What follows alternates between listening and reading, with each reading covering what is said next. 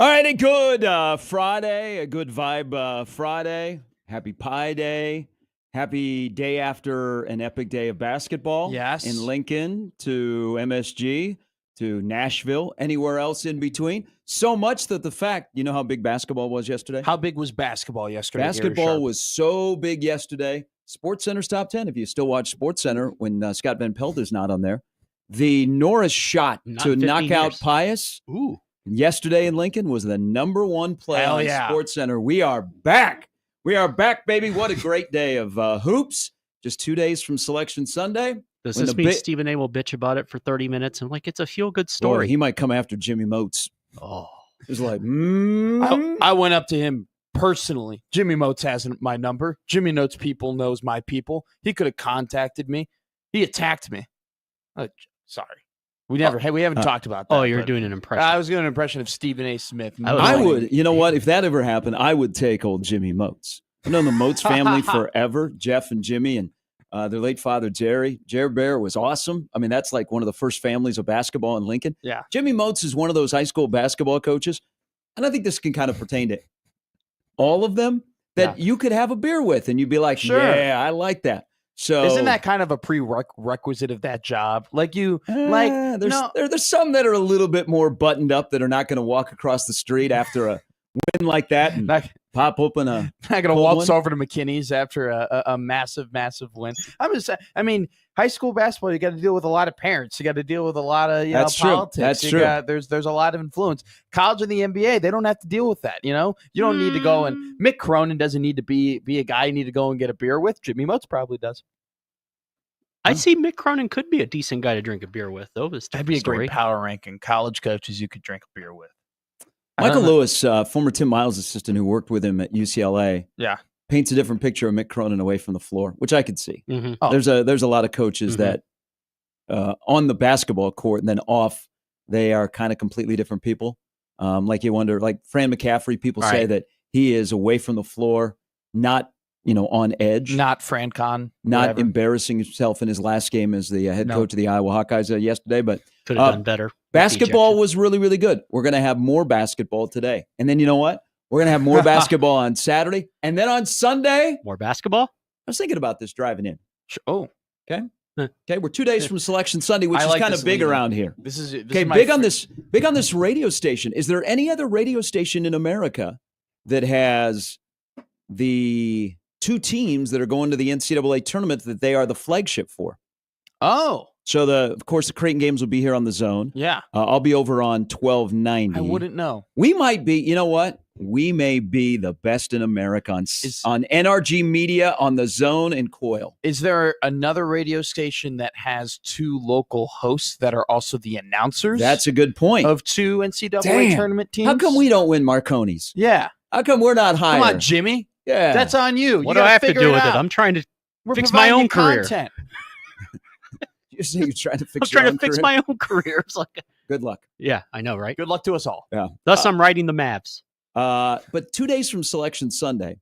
So in this country, like the number one moment where America pauses everything you're doing, I usually say, stop what you're doing because I'm about to ruin.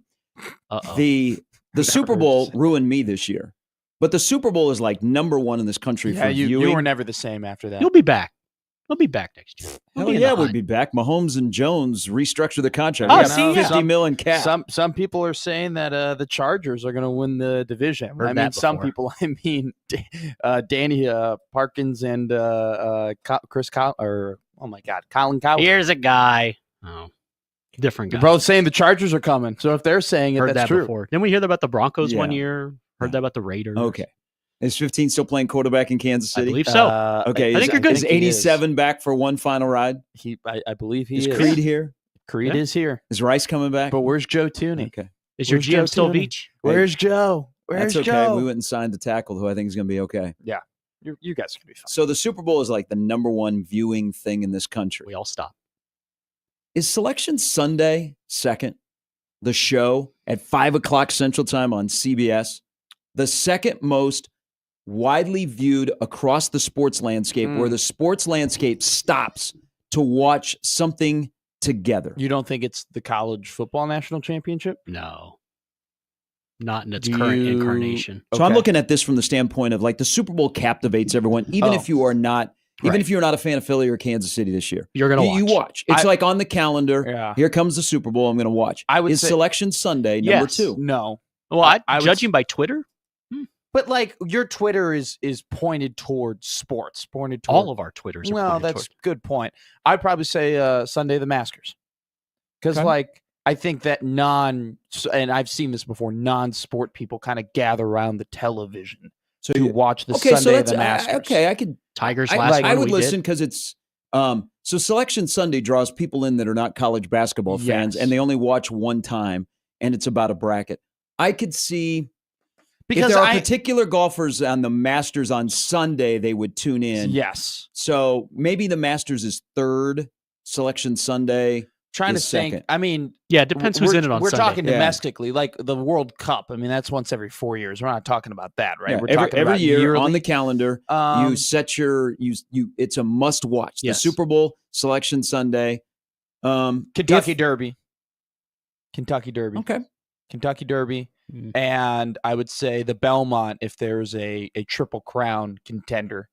I think those two would probably be over Selection Sunday. Consistently, I'd go with Selection Sunday. Consistently, I think the Kentucky Derby would be over Selection Sunday. Really? Because I'm It's talking 2 about minutes. people who like non-sport people, like Horses. mom and sister, or people who aren't interested in the sports, or brothers not interested, like any just family in general, like. It like people like are like the run for the roses, like the Kentucky Derby, like that is like a bucket list item for people to go to. I mean, there are like big part. I mean, there are people who go to the Kentucky Derby who don't give a damn about horse racing. They just go for the party and like that type of stuff. But I'm not stopping to watch. But I'm talking like on TV. Yeah. We're not stopping to watch. Well, yeah, TV too. I think people, the Kentucky Derby. So you put Kentucky Derby but I would put Sunday. Selection Sunday third. And if Tyreek Hill enters the Kentucky Derby, I think you're right though. I think your sentiment is totally correct. Like it's like Selection Sunday is one of those events where it's like so many people, because they want to fill out the brackets, are interested, or where people are going to be. If we didn't have brackets, I don't know that people would watch. We love brackets. It Everything definitely should be would about not. a bracket. I don't know. We have a food bracket. Did that I would do more things that are non-sport. People love brackets. Bracket. Look at, we have brackets, all kinds of stuff. Brackets we have bracket contest. Everything's about brackets. Look at college football playoff. We had more interest when there was a bracket. But I don't think here's another thing though. What's so interesting about Selection Sunday? Selection Sunday might be one of the only things in sports where there's not actually a game, where people are like, "True, holy crap, I have to gather around the TV and watch this." Like, that's why I think it's so powerful. That's why I put it in 2 of my power rankings. We actually wait for the games to end to watch. It's so captivating because it's like you're right, Jimmy. You're absolutely right. You want the games to be over so you can get to the selection show already, so you can crowd around the TV and see where your favorite team might be. And this is why I think in my world I would put it too, because there's a mystery. There's a mystery. You're waiting to find out where you are going. And I think that's how I feel about the local teams. Where are y'all going? It's more so about this. I mean, I'm just kind of relating it back to the Kentucky Derby, but it's like you have all the speculation of who is going to be where, right? You have all these bracketologists. You have people who literally make a living off of trying to predict what teams are going to be selected and what places Tim Krueger. and where and what places they're going to be playing at, right? So the fact that you have all that knowledge in your head already, and then you go ahead and you watch this thing and you're like, what happens if a team that you thought was going to go here ends up going there? Or maybe you thought, I mean, for example, like last year, for the Nebraska Cornhuskers, there was a lot of hope that the Huskers were going to end up in Omaha, right? A lot of people were they were on pins and needles hoping that the Huskers would be selected to go and play a game at the CHI Health Center, right? Like that's another thing that brings people to the TVs. But it's an awesome event. You're right though. If there wasn't a bracket and there wasn't all this big stuff, the popularity of all this would I'm not excited be where at the height everyone's it is, going. but here we are. Oh, who are the matchups? Cleveland, baby. Yeah. Let's go to Cleveland. Let's play Tennessee or Michigan State. Do you think ever in your life you would be begging to go to Cleveland before Game 7? You're hoping Cleveland's come a long way. I don't have anything negative to say about Cleveland. You know what? It's the NCAA tournament. It's I hear it NBA rocks. arena. Cleveland rocks. It does. But so Selection Sunday, 2 days away. Creighton is in. We'll get to what happened last night at MSG with them. By the way, they play tonight at 8 against UConn. That would be a good game for Creighton has become old hat for the men and women. Okay, it's just like you fall out of bed. in September and you're like, okay, we're going to end up in the NCAA tournament. What seed are we going to be? How do we get there? Sure. But for Omaha to have their moment that they're going to have on Sunday, it's just everybody talking about Omaha basketball. Warms your You cockles. dream about it, I see that it's going to happen. t-shirts out and about. People are talking about it. They're talking about Omaha. They actually know the players. Mhm. I mean, it is so friggin' cool what is about to happen to Omaha men's basketball on Sunday when people will gather around and Omaha will show up on a line. You cannot, that advertising you cannot buy. That's why it is the single greatest moment in athletic history in Omaha athletics. Is it the achievement? Well, we're about to find out. If they win a game, it's a game changer. Oh, man. But Selection Sunday, 2 days away. Plan accordingly. In-state wise. In-state. Not nationally, just in-state Screw wise. the other 49 states. What game gets more views from people within Nebraska? Whoever Creighton plays or whoever Omaha plays? That's a trick question because how close is that Omaha game? Do we have? Well, I mean, people are going to be watching, but everybody's going to pour in. I'm just saying in general. What game gets more run? Because you would think with Creighton, with the fact that they're a higher seed and they're the more traditional program and they've been to the dance more often, you'd think maybe they would get more fanfare. But I think that probably more people are going to end up watching the Omaha game, despite the fact it's a 15 against Katu, despite the fact it's going to be you guys will be a double-digit underdog because of what you talked about. The stakes of the accomplishment, the fact that it's such an achievement, the fact that it's never happened before, the fact that it is, if they are, the prospect of like, man, if they do win this game, if they can pull this off, and you know what too, like people watch the Summit League tournament, damn good team, like a fun team to watch, like a cohesive unit that like you enjoy, that looks good playing basketball. Well, like you said, I think you guys really good probably, dudes within the state. That's a story. I mean, it's great. It's a great story. story. It's the best story in state. Absolutely. For the four teams that are going, Nebraska and Creighton women, and then Creighton men and Omaha men. Everyone can adopt them. It's the best story. The timing is perfect. If Nebraska was in and all three were going, there'd be a great story. Omaha still would be the story, but it's going to be pretty cool. It's going to be awesome. 2 days away. You'll be able to hear it here on the Zone. You heard last night. So this would be, the Creighton fan that's waking up this morning. Did you see that coming? That type of game? No. I didn't think so. But it's okay to come clean that you quit on your team last night and you're like, this is hopeless. We're about to lose to DePaul. I hate my life. I no longer want to be a Creighton fan. And then all of a sudden you're like, oh, wait a minute. We have number 11. And number 11 is one of the best players in college basketball, even though the Big East does not recognize him as the player of the year. And you win in 2 overtimes. And guys that you were like, no, 45% free throw shooter, get off the line, makes free throws and redeems himself from the first overtime to the second overtime. And you're like, okay, here we go. MSG on a Friday night. It's Creighton and UConn after St. John's and Marquette play. But you know why that game was won yesterday? Damn, that's a banger. That game was won yesterday, down 17 to come back to finish regulation, going into overtime on an 11-0 run and make plays. And Ashworth making a shot where I wasn't stunned. I was like, he's probably going to make that more times than not. Yeah. That game was won because there was one team that was playing that was wearing white that is a winning program. Yes. And then there was another team that was playing that was blue that played hard and made shots. But you know what? When it was nut cutting time, they don't know how to win. They may win in the future because I'm very optimistic about DePaul. But last night, that showed you Creighton is a winning program. And even as hopeless as it looked, they won that game because they're Creighton. It was one of those things where if DePaul was a winning program, let's switch DePaul for like a Xavier or a Villanova or a team who's been there consistently within the last decade. It would be earlier you would say, oh, there's no hope. But even as DePaul was up double digits with single minutes to go, there still was the idea of, oh, they'll come back. They'll make some threes. They'll be able to do it. Exactly why you said, because teams like DePaul who haven't been there before and their players, even before they came to DePaul, weren't necessarily winners. What happens when they get into situations like that? They get white-knuckled on the wheel, right? They start shaking at the free throw line. They start having bad possessions. They stop. That last minute of regulation. It was terrible. Woo! And also too, like they were getting to the rim with ease, running great actions, right? Like throwing high screens, like getting into the mid-range battle with Kalkbrenner just staying in front of the basket.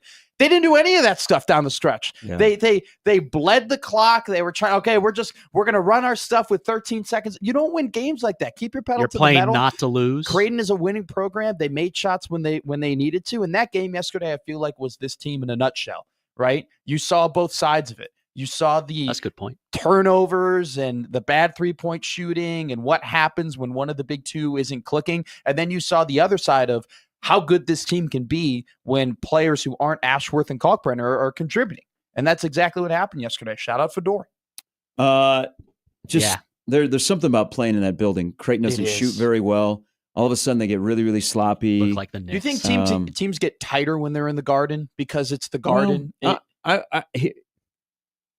I don't know. Depends on who it would be. Teams that are young that have maybe played a road game against St. John's in there, and then they come back a month later. Maybe. Sure. I also think that this is. I said this about when Omaha was at the Summer League tournament last week. The first game usually is the most difficult because there's a lot of nerves, and it's your first time out there, and your adrenaline is going. Yeah. And it can work either, both ways. Like DePaul, I think DePaul played with a lot of adrenaline to begin, and they had some momentum going into this game. They won the night before, so that's a big advantage until fatigue sets in. But you have played, so you got that out of the way. I think the first game in any conference tournament, especially when you're a heavy favorite, is survive in advance, and then you figure out the next one. And I look to tonight when they take on UConn, I could see Creighton winning that game or losing by 20. Yeah. Isn't that this team, one way or the other? Whenever they play a good team, like whenever they play a top team, I feel like that is kind of the attitude of, because like I said, you can get both sides of the coin.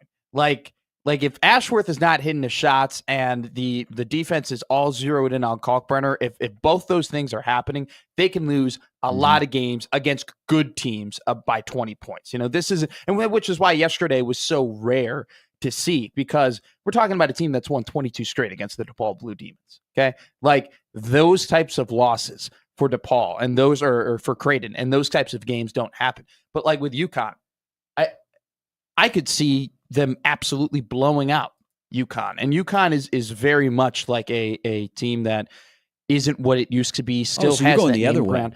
You think like Creighton could win by 20? I think like it Creighton wakes could them up whoop and they them. come- After okay. watching what UConn did yesterday against Villanova, and UConn has been kind of playing this. They play good defense and they kind of hang around, and then you just hope that McNeely, or Ball can spark a run, and then they kind of lock down after that. Like I think Creighton, if they can have a better performance and have a better start than what they did yesterday, I think they could absolutely blow out UConn. But at the same time, it's like you're going to need Ashworth to shoot better, and you're going to need Fedor. It cannot be a flash. If this team's going to make a run, yesterday cannot just be the Fedor Zukic game. Well, dude's got to help. It's got to be. It's got to be. He's got to keep playing that way. You do have 11. Nobody else has 11. That's a good point. And when they went inside to him late, good things happened. So are you judging it off the current UConn or just UConn as a whole? Because the new UConn all of a sudden has found a way to play defense. Now, Alex Caravan finding his shot is kind of interesting. Yes. But I don't know. I don't know about Creighton winning by 20 tonight, my friend. I'm looking at Creighton. I'm looking at UConn's defense. And listen, Eric Dixon didn't play well last night for Villanova. He didn't play well at all. And Villanova made some shots. And then all of a sudden, UConn turned up the defensive intensity. Last 8 minutes, Villanova was 1 for 10 from the floor. And those 10 shots, I bet the only one they made was an open look. So all of a sudden, UConn was like, okay, they're playing better defense, starting. For sure. We got the lead. They are. We got the lead. Mm-hmm. You're done and here. It's starting to go downhill. And then they completely started to lock down Villanova. What'd they end up winning by 17? Something like that. Yeah, it was 73-56. My point was more so about the fact that if Zugic and Trout and maybe even Ty Davis will get a little bit more run with how he played yesterday. I mean, he was a major X factor. Like if those guys play well, I think that can happen. I'm not going to push back on the fact that also too, if Creighton doesn't play well tonight and they played anything like they did in that first half and halfway through the second half, and honestly, not even just halfway through the second half, like 15 minutes into the second half, they will get blown out. Come on. I mean, it's just the variances from Creighton over the last couple of weeks have been way too high and way too low, and UConn is playing better. But I see yesterday, and yes, obviously DePaul is not a very good team, and they ended up winning that game, and they shouldn't have won the game the way they did. They should have won it comfortably, not in double overtime. But I am a little bit encouraged in the fact that you have some confidence gained by guys who are going to be needed off the bench down the stretch. There's no doubt about that.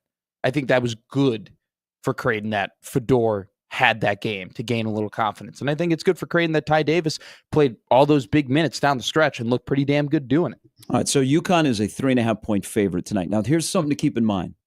And I'm not saying they're going to win by 20. I'm not saying that's going to happen. I'm saying I think but you think Creighton could beat UConn by 20? Yeah, they could. They could dominate the game tonight. If Creighton beat UConn by 20, if you're right, and they beat them by 20 in the Garden, drinks on Bishop tonight. They're automatically a 7. Don't even blink.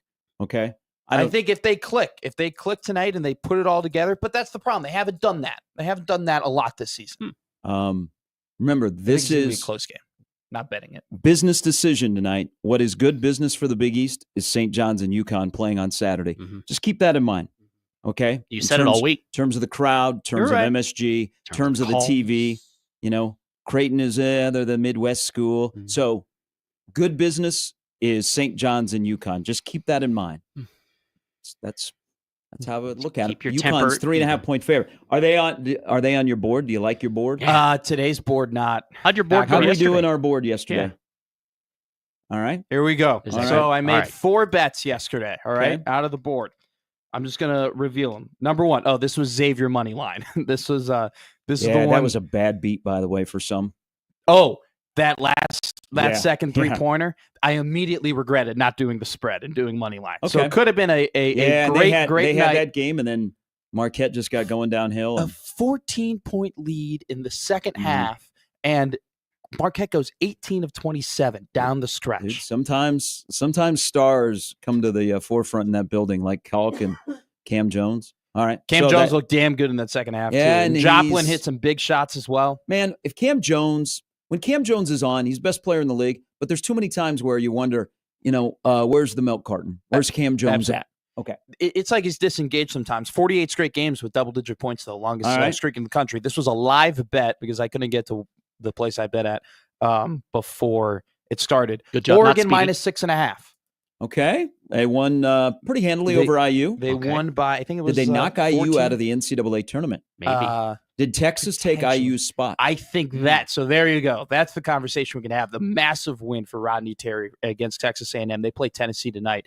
That'll lock them in if they win that one, and probably lock up Rodney Terry, because I know there's been some conversations of whether or not they'll move on from him. Arkansas plus 4.5. Okay. The longest game ever, or it felt like the longest game ever. I have some discussions about. I think we need to go to coaches' challenges next year. The SEC. I watched more SEC basketball yesterday than any other conference tournament. It's pretty good. It was a slog. There's review after review. We have to in the offseason figure out coaches' challenges. Okay. This goes took back forever. To it was a TV. bit of a sweat, but Okay. All right. Padula hit the shot. Whatever. 4.5. Good teams win. Great teams cover. Final bet. Probably my best one. Illinois minus 10.5. They end up winning the game by 12. A really good game. Illinois looked incredible. Iowa looked good as well. Illinois couldn't stop scoring. On offense. What do you mean on Iowa offense? Looked good? On offense, Iowa looked good on offense, but Illinois could not stop scoring. On defense, they looked absolutely awful. They scored like 90 if points. your forte is defense, if you're the head coach and that's what you built your or you haven't built yourself I meant they look on, good on offense. They scored 94 points yesterday. They gave up 106. I know. Illinois looked incredible, though. Illinois looked. Illinois. I know. What? Hey, you were all in on the boys. Now you're out. I'm not completely out on them. It's just they're when healthy and on, they're a dangerous team. They looked incredible, but they haven't walked back into my trust tree yet. Really? After yesterday, with how they looked with the added element of Merez back and the offensive rebounding. I know we look. I need to have a little bit more longer. I know you're a hit it, get it, and hit it guy. I am. You're like You're very much a one guy. Make a decision. I got to see something. You like just a quickie. I like a marathon. Okay, I like more of a sample size. I like betting on. Well, look, I look at I'm betting on a trend, right? Like I'm going on the trend, and then when they hop off the trend, I'm off the trend, right? I'm back on the Illinois trend. I was off the Illinois trend, back on the Illinois trend. Hey, 3 out of 4 All right. on the board. Here's Now, the are they small? No, so yeah, I mean, I'll just say the prices just so people don't think I'm a degenerate. It was $50 in bets. Okay. $40 ended up cashing. Okay. So All right. Nice job. In total, we have 47. Let me do some quick 75. Yeah, because Nice. they were all favorites. Nice. So what are we going to do today? We are going to go and pick up a chair at NFM and try and figure out how to put that. It's going to fit lengthwise. I don't know about widthwise. That's going to be the challenge for today. And then it's St. Patty's Day, so I think it'll probably go to a little bit of a tab for celebration. The board today, would you like to guess how many are on today's board? I'm going to go 4. I'm looking at high school lines, so you take the college basketball stuff. 4. There's 4 on there today. I don't know. Just because they're on the board, though, doesn't mean you're they going get with them. Bet. Okay. They're just on the board. You got your eye on them. I got my eye on them. One of them I'm going to bet for sure. All right. March Madness is here. It's rather entertaining, whether you like the high school stuff, whether you like the college stuff. And if you like basketball, it's a pretty friggin' cool day that's going to happen on Sunday in this town, in this state, that Omaha and Creighton are both going to be announced into the NCAA tournament on the men's side. You got a watch party to go to? Hell You and Durango? Yeah. Hell yeah. You and Durango. Why not? I'm staying. Not him and Crutchfield or him and Markel Sutton. Him and Durango. I love that. That's Crutch and Markel will be there too. How about the weekend for so Omaha hockey opens up against North Dakota tonight at Baxter Arena. They could be playing in the winner-take-all, get the St. Paul game an hour after Omaha is announced. That's crazy. We have tickets to give away. We do have. Well, after 8:30, we'll give away tickets to tonight's Omaha North Dakota game at Baxter. I know that would be cool for them to play a winner-take-all game and win that game an hour after the selection show. I prefer that not to happen. I would prefer a sweep from Omaha. Yeah, remember last year, sweep them. Whoa. No, 2 years ago they got beaten 3, and it was it's been 2 years already. Okay, a horrible feeling. Yeah. They asked if I wanted to do the PA on Sunday. Why not?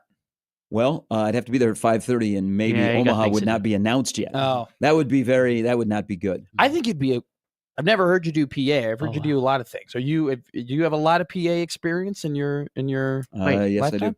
You should go to some Omaha baseball games here after basketball's over. The only place in town that didn't let me do the PA is the Storm Chasers. That's surprising. Yeah, I would definitely hear you. I would not bet that. President of the Storm Chasers, shady. I don't know why I didn't let me do the PA. They never have. They've never asked. Maybe he remembers the roast. I've actually volunteered. Like they have. You volunteered, and they said no to free work from Gary Sharp. No one says no to that. I do other things out there during games. Sure. Okay.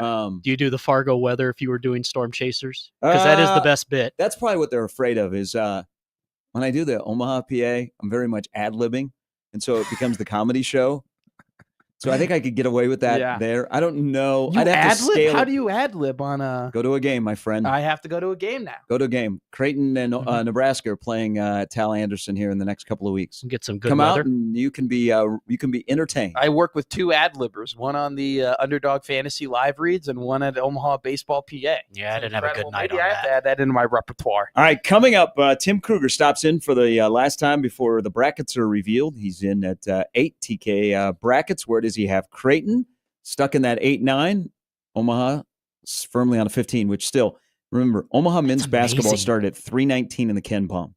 They are going to be a 15 seed on Sunday. That's incredible. You thought you were going to Dayton a few weeks ago, and now it's no. Well, there was a thought that maybe while we were in Sioux Falls last week, okay, if it doesn't work out, we're going to the CBI in Daytona Beach. And I'm like, okay, all right. You're like, man, maybe we can wait a little bit. All right, Schaef's coming in at 9, and then Matt Verel. After nephew hit a home run the other night against Wichita State. Max is back. Vers is in at 9:20. That's the lineup brought to you by the Roof Rees at John Higgins Weather Guard. Lots to discuss still left from last night at MSG. Creighton's rally to win in double overtime against DePaul. They get UConn tonight. How good is that? A Friday night at MSG. That is an absolute banger. Plus high school basketball. It's a good day for semifinals down in Lincoln. And an incredible day yesterday that finally we've added to the moment. We had 1971, we had 1989, and now we have 2025.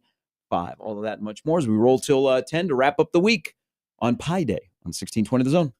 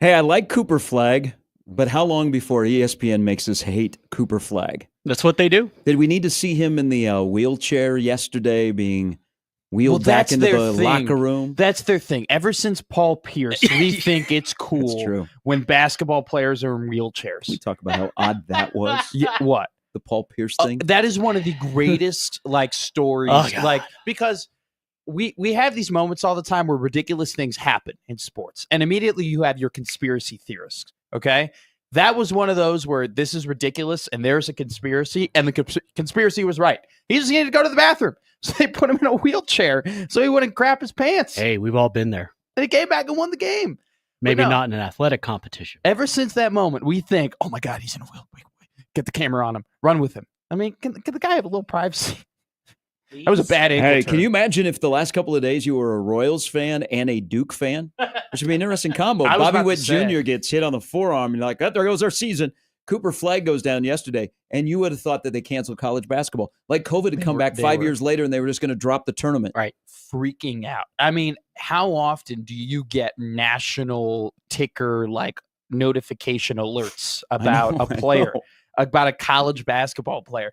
Guys get hurt every day, all right? Like good players get hurt every single day in college basketball. I got a national Cooper Flagg. Hey, the X-rays came back negative. It's going to be okay. There's blue smoke coming from the arena.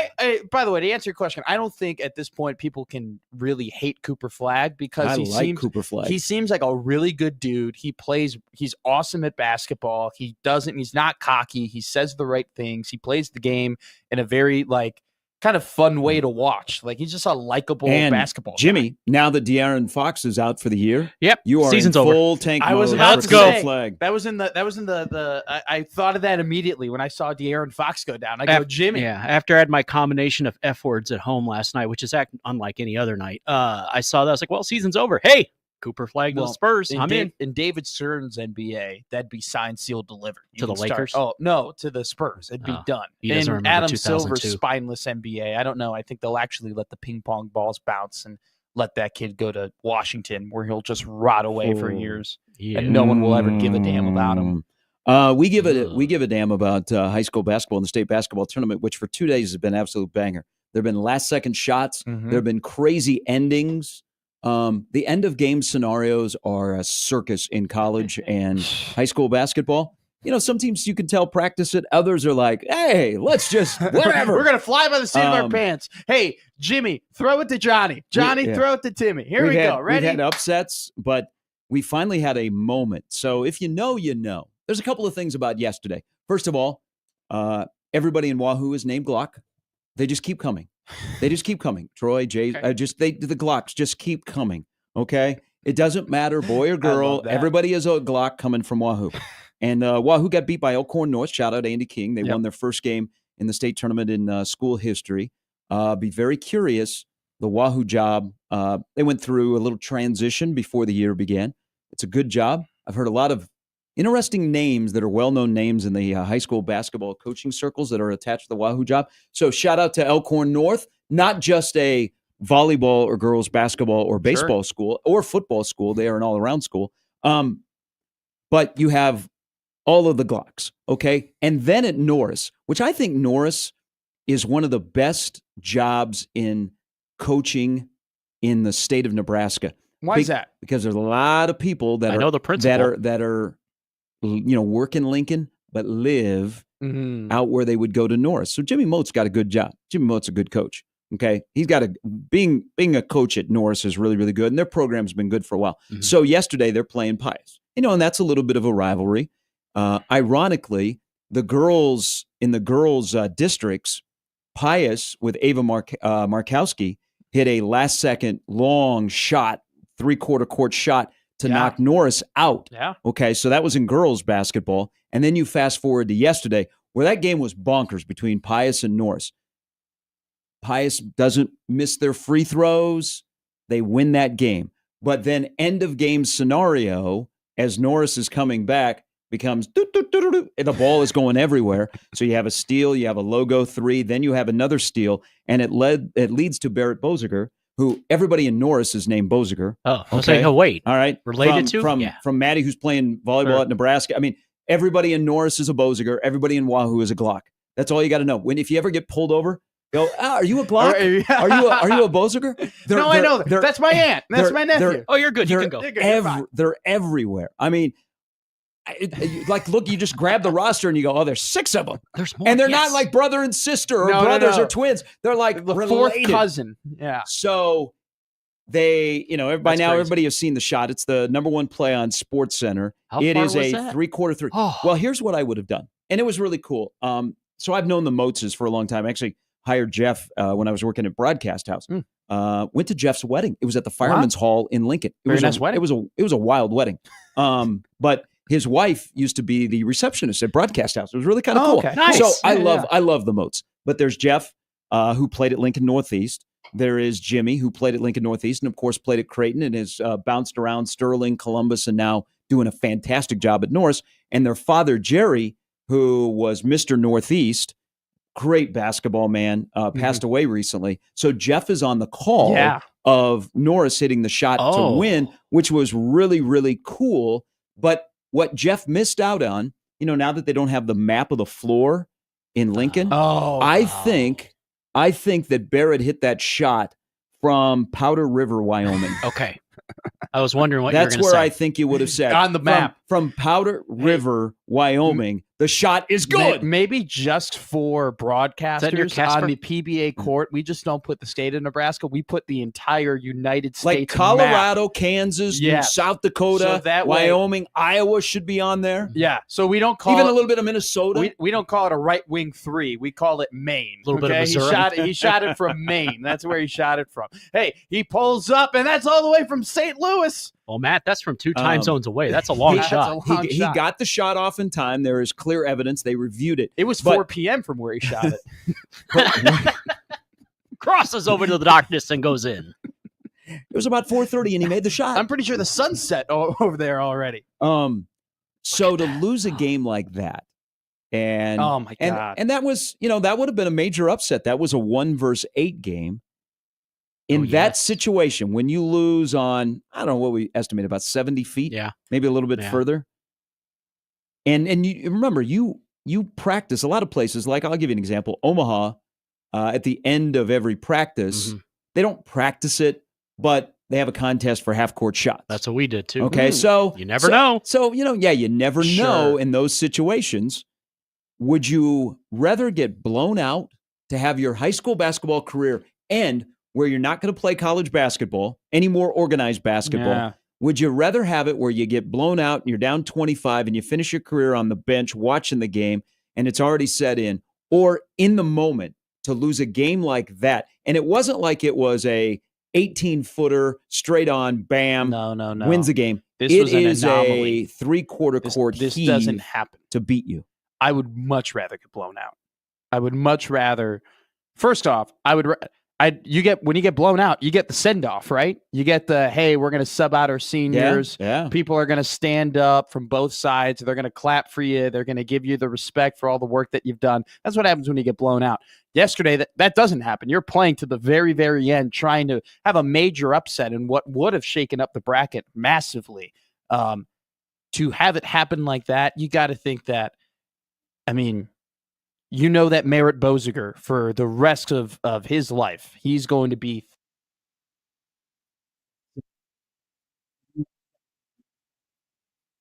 on that Lincoln Pius team. They're going to be thinking, yeah, my high school career ended on one of the most ridiculous things I've ever seen in my entire life. I would much rather just get absolutely waxed than get my heart ripped out, chopped up, and then fed back to me. Because that's what happened yesterday. Sound like Temple of Doom. Oh, it's absolutely terrible. But hey, you can't. It's one of those things where I know the parents will tell the Lincoln Pius basketball team, hey, you guys played one of the best teams in the state, right? You fought to the very, very end. You went back and forth. There's nothing to be ashamed of. But for a very long time, you're gonna be thinking of that. You're gonna be thinking of that shot. I just be saying, dude hit a shot. So like PBA, I think I saw Stu wrote about this. The Coliseum had their moment with Scott Koppel, and this is before I met Scott, and people told me the story about what Lincoln East did in 1971, the Miracle on Vine. Yeah, then, and this is kind of like the unique thing about the high school state boys basketball tournament, moments and memories. So what yesterday brought back to win a game, it wasn't for the state title. It was to get into the semifinals today. And Norris Scott's going to be a great game today. The semifinal, if you like a COD, the semifinals for the boys state basketball tournament from top to bottom, from A all the way down to D2, there are some great matchups today. But it allowed us old heads, and I wasn't living here, so I've just heard stories, and I know people that were involved in these games. I don't know if we fully grasp around here. Some do. If you do, you do. How wild the 1989 boys state basketball tournament at the Devaney Center was. I love because you had the late my dear friend Matt Kelly, and the game-winning shot for Millard South happened in 1989, and then you had, ironically, it happened to Pius X.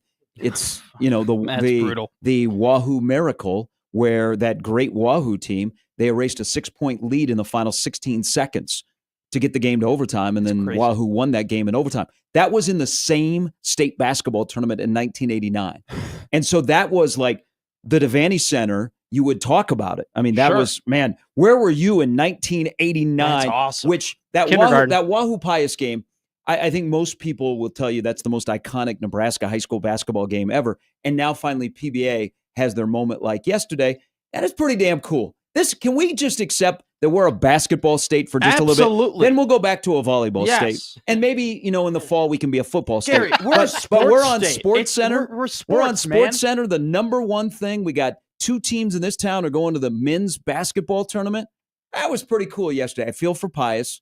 But moments like that was pretty damn cool. We're a sport ball state. Okay, if there's anything entertaining that requires that has a sport ball and a field of play, people will invest and people will enjoy it. And even past that, wrestling. I mean, the state wrestling tournament here in Omaha was an absolute banger as well. Like, if there's a sport to be played, this state will show out and have a great time watching it. And yesterday, I mean, that's what high school basketball is all about, right? Like, making lasting memories that will, be there for quite a while. Like, that's what happened yesterday in multiple games. It's absolutely incredible. Sean says, don't forget about the binders in Auburn. Did you guys have in your, we're both from a little bit larger towns. Well, Jimmy is as well. Yeah. Like small town, like my mom is from Eastern Iowa. Yeah. So they're in Jessup, and everybody is a Demuth there. She was a Demuth. So all you have to do, if you meet somebody goes, oh, I'm from Waterloo. Go, oh yeah, my mom grew up in Jessup. She's a Demuth. Now, there are 5,000 Demuths, and they'll go, oh, yeah, I know the Demuths. That's a good family. What's her maiden name? So the binders in Auburn is true, but everybody in Wahoo is a Glock, okay? And you have to go to Wahoo Public. You can't go to Bishop Newman if you're a Glock, okay? And everybody in Norris is a Boziger. It's just that way. I'm trying to think. Like small town, it's like there is one common name where maybe you had a big Catholic family, like my mom was from a family of 12. Like Paul and Cleone, man, before the war. Yeah. And then Paul came back from the war, Grandpa Demuth, and he was like, hey, clock's ticking, Cleone, let's go. I'll work on the farm. You stay at home. Let's have kids. If you're like Let's make some help. If you're a Karloftis, you have to go to Purdue. If you're, if you're Boziger, you got to go to Norse. That's what happens. I love it. It's a Nebraska thing. Remind me of doing high school games when all 5 of the lineup on your boards are the same last name, and you're like, oh, man. Those teams are great though. Like that, doesn't that worry you a little bit? Because you're going to have 4 the same last name, and you're just going to say full names. That those individuals have been playing together since they were 3. They've been training in a dungeon, becoming just an absolute basketball just slayer, and that they know each other like the back of their hand. If I see three or more people with the same last name that I'm playing against, I immediately am worried. There was a small school a couple of years ago in the state tournament where there were twins that were seniors, and then they had a brother that was a freshman, and they all started. So 3 of the starting 5. Chino Hills? Is this in California? No. Bronny was a little bit separated from his brother, who I think they won the state championship. His younger brother. Can you imagine if Bronny was still at USC? They'd be pretty damn good. Yeah, I don't know why might have beat Purdue last night. I still don't know. Yeah, Desmond Claude looked pretty good yesterday. I still don't know why he left. I think he should have had one more year, and people would have respected him. Yeah, well, Dad gets to decide.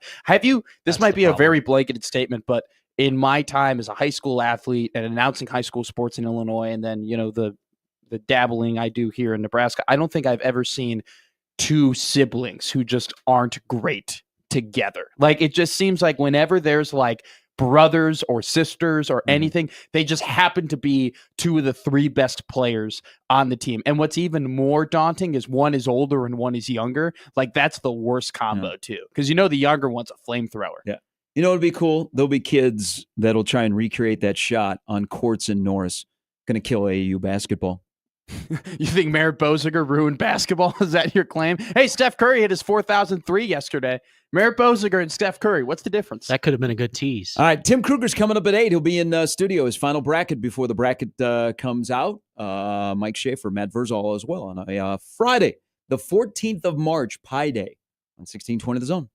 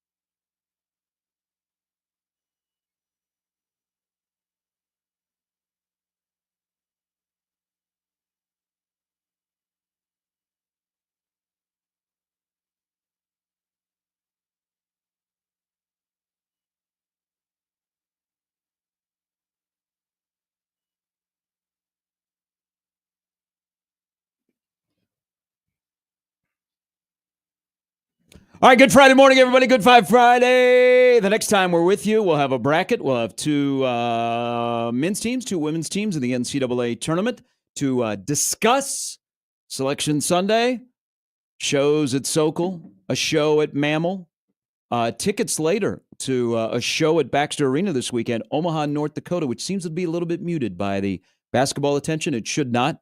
It is Omaha, North Dakota. We'll have tickets for you after 8:30. To go watch Omaha, North Dakota NCHC hockey tonight. Best 2 out of 3.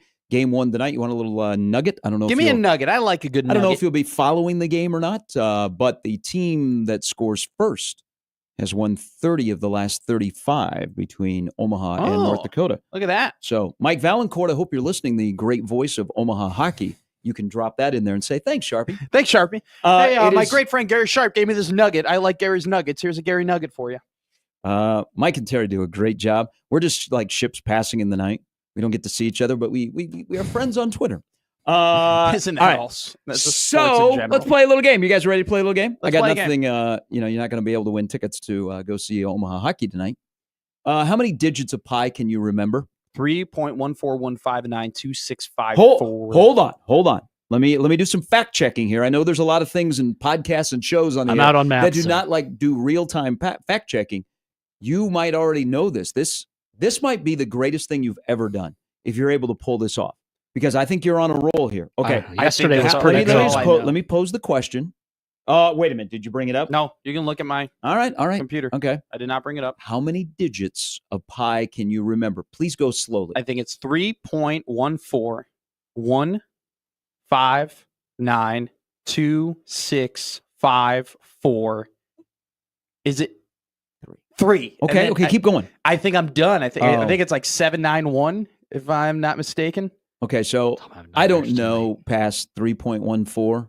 Same, thank you. So F, that's what I knew about. How do you math. know that? So I had a calculator growing up, and those were the digits that came up if you just hit pi. So when I was bored, I would just hit the pi digits, and I would just read those numbers. So you didn't try to make words. And then we actually had a pi competition in 8th grade where you tried to name as many digits of pi as you possibly could. And so back in the day, this was like, 10 years ago, 12 years ago. So I got up to, I think it was like 27 digits was what I got up to. But they all kind of, because it's like you do it the night before, you memorize it the night before. And so but the 3.1592653, I guess they changed it. It was 4 on my calculator. So maybe the times have adjusted that a little bit. But so there's a stupid little skill I have. I can name 8 digits of pi. Nicely done. See, all I could do is type 80,085 and flip the calculator upside down. I was like, oh, okay, I see what it does. No wonder I got low math grades.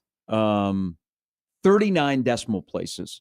3.141592653589793284626 4338327950 I remember that 4197. So I was really good. I was good at that stuff, and I was good at like spelling bees because I would break down everything into patterns and everything into Smart. Does he know about your history? The 3834, like that was 5th grade.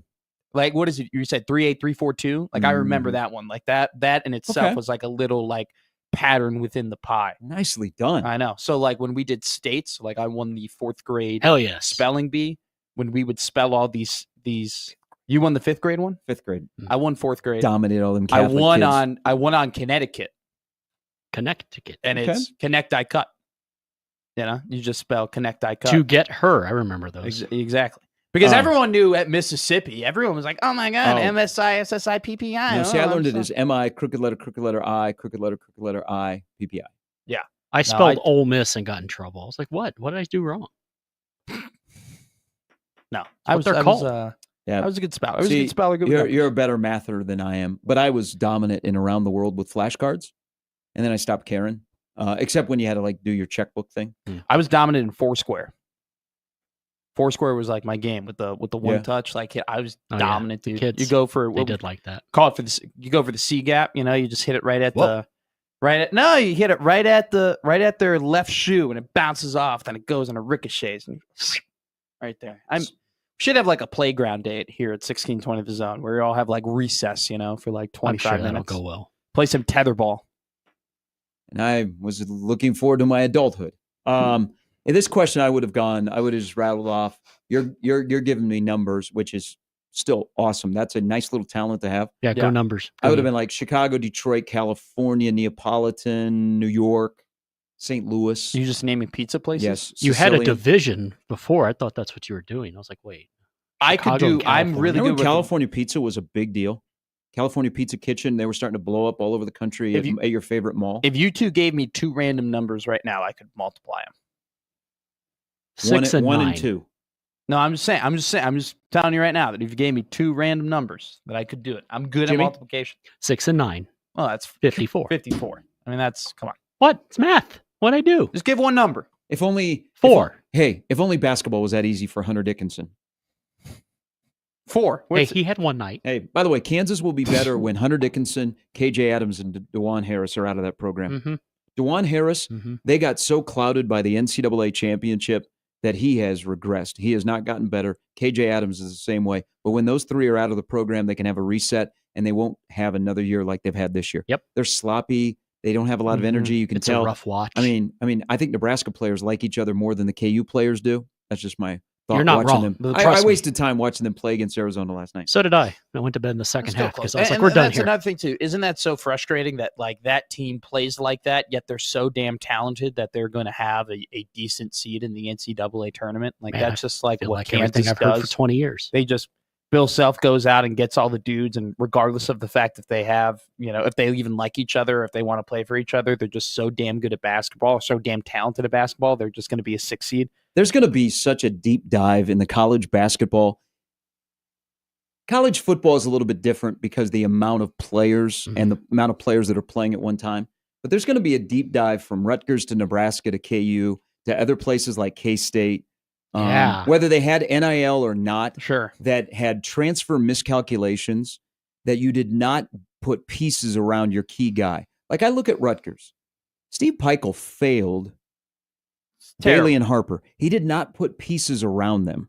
If they would have just had a couple of pieces, Rutgers is in the NCAA tournament, and it's a good story because they have 2 generational guys that are going to be drafted in the top 5. Yeah. But Steve Peichel didn't put pieces around him. It's kind of like Nebraska. Nebraska didn't put the right pieces around Bryce Williams and Jawan Gary. It's the transfer miscalculation that you're going to have to do a deep dive in, but you're not going to have time to do it because the portal is about to open in 10 days. Yeah. And this go around, there is so much money out there. Remember, extra 2 scholarships. There is more money before you get to the revenue sharing because of more of the scrutiny that will happen. Sure.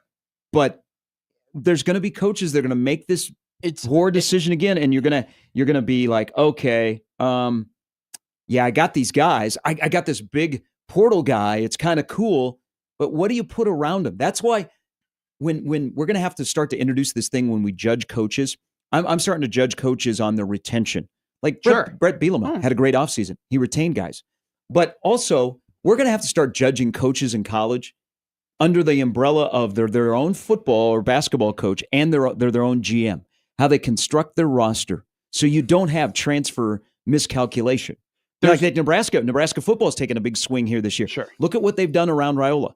They have Raiola, so they retained him, but now they put pieces around him. So far, okay. Until they play, you're like, okay, I can see you just didn't leave him out there and go, hey, 15, go win us some games. Well, another aspect, you talk about the deep dive of portal miscalculations, hits and misses. I think there needs to be a deep dive on the just culture in general in college basketball, because you now have this overarching factor with NIL of guys making more money than other guys, and those guys knowing how much they're making and knowing their performance, where culture, just in college basketball, like it's the head coach, and it still is the head coach, and it still starts at the top. But now you have this other overarching factor of, if I know that this guy is making more money than me, but he's playing terribly and I'm playing well, that there is a break in that. And that happens in professional sports. That's now an aspect that you now have to throw into the college game. And you talk about Ace Bailey and Dylan Harper, and like the fact that Peichel and Rutgers just absolutely failed to put the right pieces around them and didn't have the foundation to support these 2 guys. I feel terrible for Rutgers fans because it's going to be a little bit awkward claiming those two, right? When they're in the NBA and when they are playing so well, because they're only with their team for 1 year and they didn't accomplish anything. They didn't win. They didn't do a whole lot. It's going to be so. That's like another. people with That's a Embiid. great point because that's another part of. There's a little bit of the sadness of college athletics. I brought this up a couple of weeks ago. We're going to be into March Madness next week. Yeah. How many players, without seeing their uniform in college basketball, could you recognize right now? Oh, they're not in uniform. Let's say they're in street clothes. Yeah. They're in a generic, not as slick many. windsuit. Honestly, not as many as I probably should. Or how about not as many as you maybe used to? Yep. Sure. Okay, so great point. here's another thing. And you know, in basketball, we have the one and done guys, and we have so many people moving around. Did you see the leaked cover or the cover shoot? It's not the cover, but it's going to be part of the cover shoot of the football. Yeah, for yes. college football 26. How many of those? Yeah. Outside of James Franklin and Kirby Smart and Ryan Day is in it, how many of the players did you recognize? Not a lot. Like with Bryce Underwood, Bryce Underwood was in there. I had, that's, you know, that's what he looks like full body. I've seen his face. That's what he looks like full body. You're right. Did anybody that's not a Penn State fan recognize Nick Singleton? I don't think so. I mean, maybe you recognize Ryan Williams because he was wearing his jersey and you're like, oh, that's the 18-year-old wide receiver from Alabama. It's kind of, I don't know. We don't root individually for players in college so much. Mm-hmm. We root for the jersey and our alma mater. Maybe the coach. But it's kind of sad that we're going into March Madness and Cooper Flagg is like the guy. Broom is the guy. But in street clothes, how many people could pick out Broom from Auburn? Or like the cover of Phil Steele shows up a couple of years ago, and you're like, who are these guys? It's like the star power seems to be like, I don't know. It's there, but it's not as. I'm trying to find the word to explain it. Well, you have to think when you see them. You didn't used to have to. Wrong. This could be completely wrong, and feel free to tell me if it is, and if you want to hop along with it, right? But we back in the 2000s and the 2010s, right? Players didn't have brands. They didn't have these personalities. They weren't as flamboyant, right? The stars of the show were mainly more so the coaches, okay, than the players themselves. And so a lot of players had to act in uniformity, right? Like there was a certain way you played, there was sportsmanship, there was a certain way you acted, right? And you would have these characters who would break past that. And so then they became very noticeable, right? They became very like, oh, that's that guy. That's the guy that I remember, right? Your Tyler Hansbroughs, your JJ Reddicks, your Christian Laettners, your Grant Hills. Like you saw those guys, you're like, yeah, that's that guy. Because everybody was pretty similar, except those guys broke the mold. Now that we have personal brands and everybody is who they are in terms of athletes, there really is no mold to break. And so it's like everybody's their own unique individual. And there's no really one guy where it's like, this is what makes them different. And so this is why we know them. At least that's kind of how I look at that. Coaches are the brand of a school. Yeah. They are. Plain and simple. And they just haven't been able to, like, just in college basketball in general, like these interesting villains and characters and heroes. Because, like, is there a villain this year in college basketball? I don't know. It should be Cooper Flagg because he's a white guy playing at Duke, but he's good. We like him. He's good and he's likable. Yeah. So, like, where's the that's the problem. Where's all of a sudden, villain? March Madness is sad. Yeah, we don't have a villain. Oh, okay. Let's get a villain. Okay. No, it's not. But I'm just saying, like, you said villains. Maybe I'll go golfing on Sunday instead of going to the watch party. It'd be kind of cool, though. I don't know if you'll you're want right. to go. We don't have the villains are coaches. Yeah. That's where it's changed. Is because rosters are changing so much. The villains are coaches. Like we get more triggered by coaches. Like even around here, is there a local player that's either played against Creighton, Omaha, or Nebraska in basketball this year where you're triggered by him? Now in football, yeah, we're triggered by Deion. We were triggered by his son. Sure. Love Travis Hunter, by the way. But like in college sports, there's not that Oklahoma player of Sooner magic where we got triggered by. Did you have anyone in the summit where you're like, him? I mean, maybe they're more coaches. But the problem with Nebraska football is that they haven't been good enough to get their heart broken by anybody. to where it like really, really matters and it Yeah. really, really stings, and you're like, screw that guy. Like you have to be like good in order for your games to matter, for players who like have big plays, for them to be like F you. Nebraska football has been I'm sans still a from little that. upset at Keith Duncan. I see Keith Duncan at a Pachero's in Iowa. He might have some speaks. I have a buddy of mine who is a big Philadelphia Eagles fan, but went to the University of Nebraska, who had to fight a little bit with Cooper DeJean, having to root for him and him being such a big deal on the Eagles. Like he had to balance that out. Now he's a big Cooper DeJean fan, so clearly the hate Traitor. Yeah. Like wasn't there. It's just like we just don't have as many villains and as many guys as you dislike anymore. And people like polarization. They like to dislike people. All right, coming up after 8:30. People enjoy it. No, they like to dislike the media. The media right now is very much disliked. Oh, incredible. And some of it is rightfully so, if I'm going to be honest with you. Not us necessarily, and more so on a national scale. Coming up after 8:30, we got tickets for you to be in Baxter Arena. There are very few tickets left for a monster playoff series. It's North Dakota, for God's sake. Okay? It's always fun when they're here. We're out to kill a hawk. All right? The big cat between the pipes is going to stand on his head this weekend and end North Dakota's season and keep Omaha's season alive. You could be there coming up tonight. We'll give you a chance to win tickets after 8:30. Also, Tim Krueger will be in studio. Maybe I'll have some good news for Omaha. Maybe Tim will buy in and hey, you know what? I think Omaha should be a 14. Just for Sharpie. You know what? They should be a 12. But where will he have Creighton? A lot of people have Creighton 8-9. Could you handle Creighton Gonzaga? Could I handle it? I want it. Back in the day, we used to get a home and home with Creighton and Gonzaga. It was great. Could we get in the NCAA tournament? That'd be hard classic. We'll do all of that. Mike Schaefer, Matt Verel, all still to come on Gary and Matt in 1620 The Zone. Hey, what you can get at AEF Academy is a great experience, hooping it up, the fastest growing youth basketball program in the Omaha area. Tryouts going on right now, second grade all the way through 17 under boys and girls teams. And the older teams are on the Recruit Look circuit, so you can get in front of college coaches and make your dream come true. Your dream, while you're dribbling between your legs, you're going up for a layup, you're learning all the fundamentals and learning how to be a good person off the floor. That can all be achieved at AEF Academy. Attitude, effort, focus. Those are the three core values that are instilled in every athlete to become impact players, both on the court and off the court, and also at the free throw line. Attitude, effort, and focus. Tryouts going on now. Now, if you missed some of the tryouts, go to their website, contact them today, and they'll take care of you. AFacademy.com. It's got all the information there. Plus, as we get in towards the end of school, we got camps, we got clinics, we got a lot of fun, skills, teamwork, building confidence all summer long. You can do it with AEF Academy. For more information, go to their website, aefacademy.com.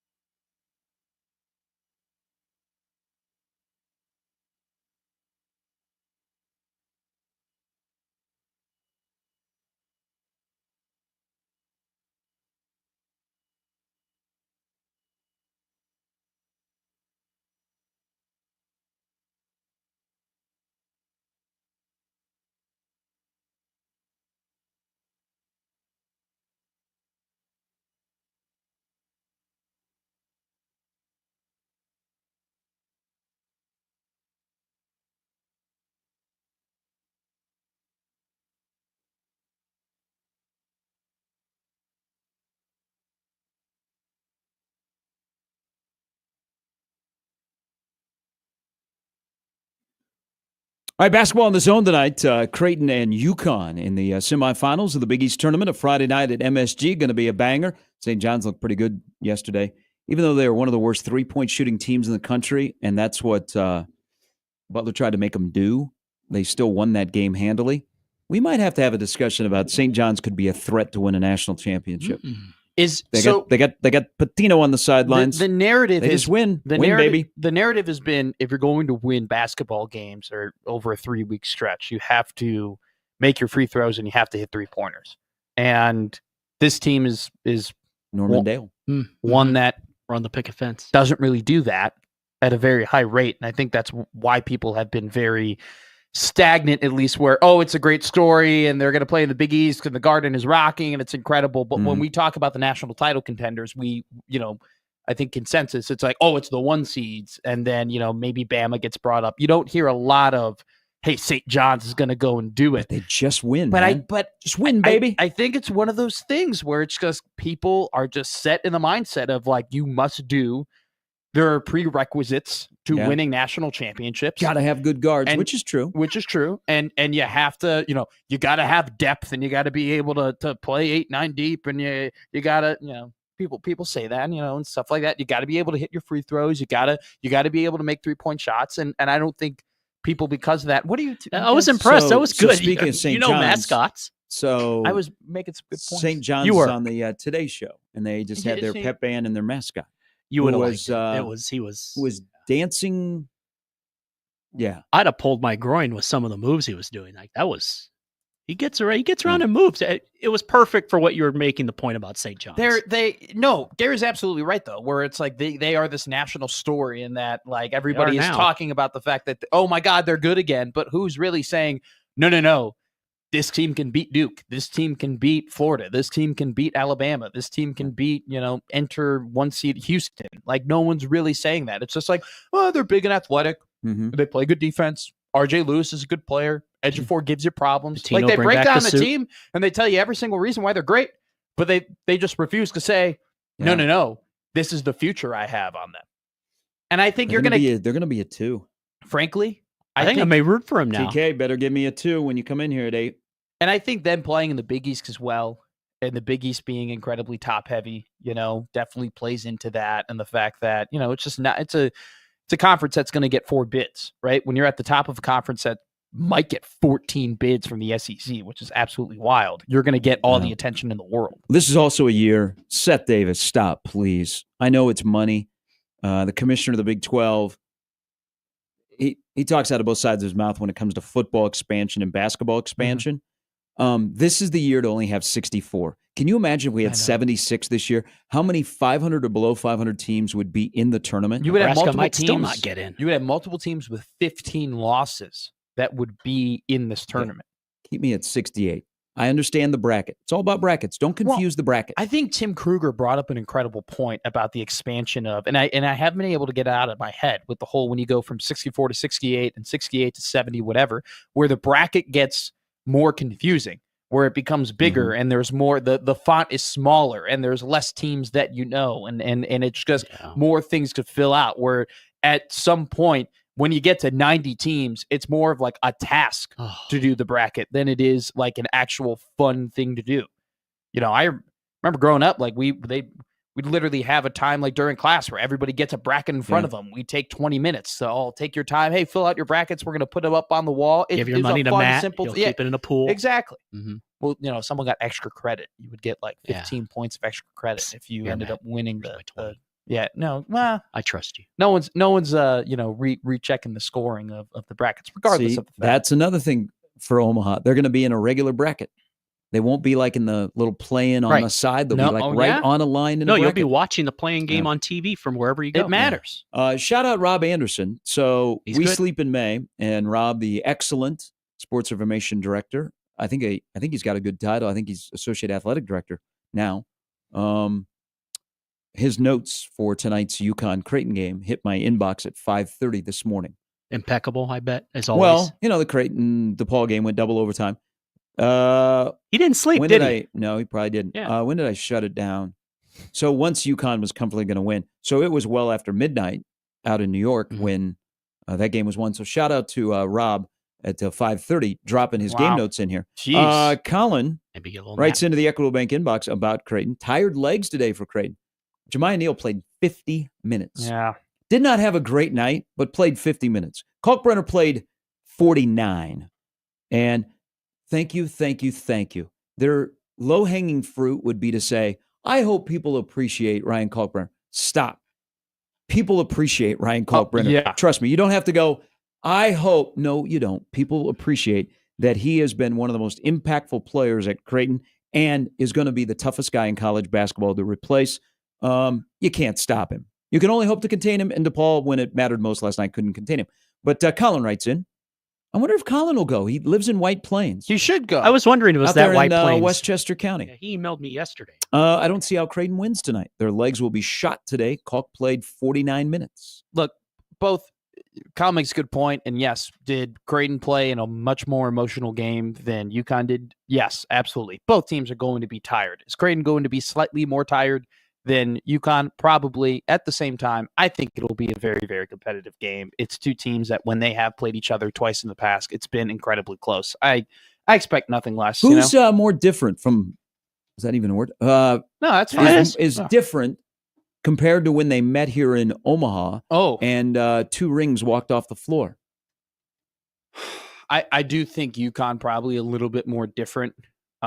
You could honestly argue that Creighton might be at the same point of where they were when they played UConn. You can make the argument that they might have taken a slight step back since they've played UConn with just some of the shooting struggles they've while went through. they have, they found Fedor. Exactly. Which is, look, I know people might roll their eyes every time I talk about Fedor Zugic and Isaac Troughton, their importance to this team, but they are, though. They are. I'm And with this you. team's variance is so high and so low that You saw the future of Creighton basketball last night. I'll Jackson say this. McAndrew had a huge offensive rebound late in the game.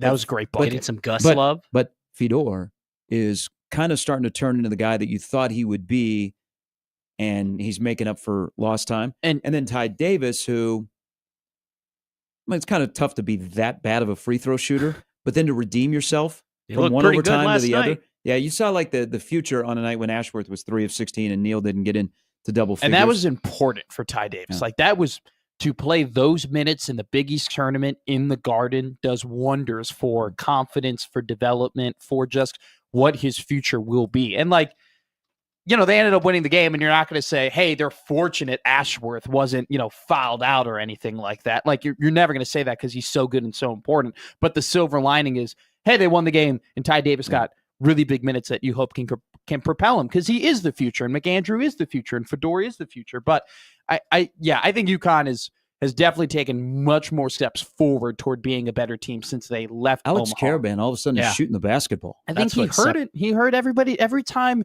you would be in a Big East postgame, regardless of whether UConn was playing or not, everybody always brought up Alex Caravan isn't playing that great. Alex Caravan is struggling right now. Alex Caravan was a preseason All-American, and he hasn't been able to find his stride. I think he's finally heard it. I think, and it's interesting to see how Hurley talks to Caravan compared to the rest of the team sometimes. The rest of America? Yeah. Well, it's a good You point. see Hurley on 60 Minutes?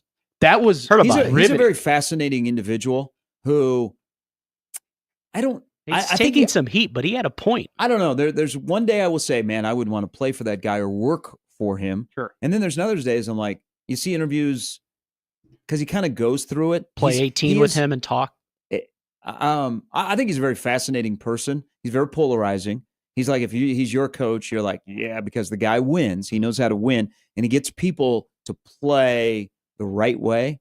I don't know. Then there's other days I was like, I never worked for that guy. I never. Then I was like, oh man, I'd love to be an assistant. It's not like he has a monster turnover on his staff either. So hasn't there always tells you something? Well, yeah, I think when you work or play for him, you understand right away. You're like, I know what I'm getting myself into, and either you thrive around him, or it's not for you. You go away. At least for me, I've always had the assumption that he's got to be a pretty good guy or decent dude to be around off the court because there is no way that he can be that way on the court and then people buy into him off the court. I feel like, actually, really which is probably why it was a great read from 60 Minutes to be like, no, let's do it on this guy because it's like you see how just insane. I mean, he got a technical yesterday. Just see how insane he is. Which was so Was it funny. a good one at least? Well, on, like, it was Fran? it happened off the air, but the best part was they kept the camera on him when they came back from commercial, and no John Boy needed for this one. He just kept telling the referee, he goes, "You effing tell him, you tell him, what did I say to him? What did I say to him? You go ask him, what the F did I say to him?" It was awesome. Hey, but so it's just one of those things where you got to think he's a good dude to play for him. A crazy. One thing that sticks in my head.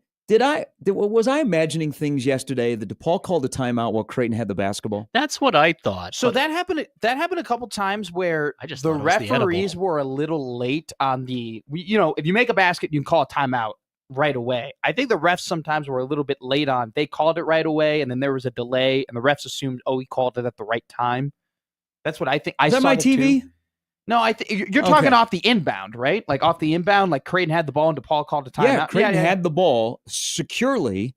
The play was, we're rolling, and they would give DePaul a timeout. Yeah, I think the refs just assumed that they missed the timeout right after the bucket, and they just gave it to him. I noticed that too. Hey, we need Connor to investigate since he's there. Give you a little tidbit here. So Ryan Miller, when the season is over, he's going to go to Murray State. In Murray, Kentucky. You've been there? The only place I've heard a fan use the P word on opposing players. Is Murray State. Hey, now, it's a different world. I've gone to a Walmart in Murray, Kentucky. It's in the middle of nowhere. Okay. I wouldn't know. Love Go Racers. They love their basketball. Hey, good for them. Now, I don't even know if you told me to pick out where Murray, Kentucky would be on a Kentucky map. You fly into Nashville and you drive north. I think it's north. How? But north? I know that I flew into Nashville to go to Murray State. But basketball is their sport, and they've got actually a really nice arena. Their practice facility is fantastic. Wow. Steve Prohm got the Iowa State job out of there, then came back, didn't work out in 2.0. Yeah. So Ryan Miller is going to Murray State. It's a good job. Which again, they love basketball there. They also love the P word. I've never been I'm being serious. I've never done a game from a place where I heard the P word said, and it ends with a Y if you're trying to figure out what I'm talking about, towards opposing players. Busy. And they try and intimidate you. But you want to know about connections. Yeah, give me the connections. This is the wild part. Crazy. And remember, Murray State not too long ago they went from Ja to Payne. Okay, those were back-to-back point guards. That's pretty damn good in the middle of nowhere, Kentucky. I was about to say, for a team where a lot of people had no clue who Murray State was before Ja Morant. I mean, definitely not you. Yeah. I know you know, but we're talking 90s, about regular, just casual basketball fans. A lot of them haven't heard. I don't think anyone in Milwaukee ever heard of who Murray State was before they played them. But that's just like, you get Omaha, in the tournament and you get put on the map. And that was a pretty good, when Ja was there, that was a pretty good Murray State team. Mm-hmm. So Ryan Miller is going to be the new head coach. His brother, Mike, who is in the agent business, do you know who his top client is? Top client. No, I don't. I feel like I should know this. Like Ja Morant. Yeah. Oh. So Mike Miller represents Ja Morant. Ja Morant played at Murray State. Ryan Miller, his brother, is Mike Miller. NBA champion Mike Miller. That's a great call from you. That's a massive. I know that I can repeat the 3.14s, but that was a massive keep your math. Zach Galifianakis in The Hangover with the numbers and the pi symbols coming all over you to put the 2 + 2 + 1 + 2 together. Now, does Mason follow his uncle? Mason Miller, I think, with just his size and if he is able to develop a 3-point shot, I think could be a legitimate asset on Creighton. I do. I think he's also a player, though, that does need minutes. He does need to kind of grow into his body, grow into his playing style, just kind of understand where his shots are within a game, Mm-hmm. Would I think it'd be beneficial for Creighton to keep him around? I think so. I'm not going to poo-poo away a guy that is that tall and is pretty athletic and has what looks like to be a good stroke, even though he hasn't, found his success. At the same time, I think it would be good for him to go and play somewhere like that and get that exposure and get those minutes. I think it would be really good for him. Yeah, I think to follow his uncle to the Missouri Valley Conference and to be able to reach the full extent of his game would be a smart move. I think it would be for him individually as a player. Yes. I'm not going to, once again, I said what I said. I don't think Creighton should be like, get the hell out of here. We don't want. I think there's. But it makes sense. But it makes sense for him. I really do. All right. When we come back to wrap up this hour, we have Dylan Raiola content. So tell your friends. Uh-oh. We'll talk about 15, who was back at the state basketball tournament yesterday with Emmett Johnson. He needs to be on the broadcast. Man of the people. Yeah. Oh, there's a good story I'll tell everybody about Dylan at the state basketball tournament. When we come back, Tim Krueger will be in studio after the top of the hour, hopefully with good news for Omaha, good news for Creighton, good news for America. Good news for everybody. On the final reveal of his bracket before they become, well, he'll probably do one more, but Sunday is the day, 5 o'clock. One of the best days for basketball in this city. For Omaha and Creighton. Seeing their name on a line. We're back with more after this on 1620 The Zone.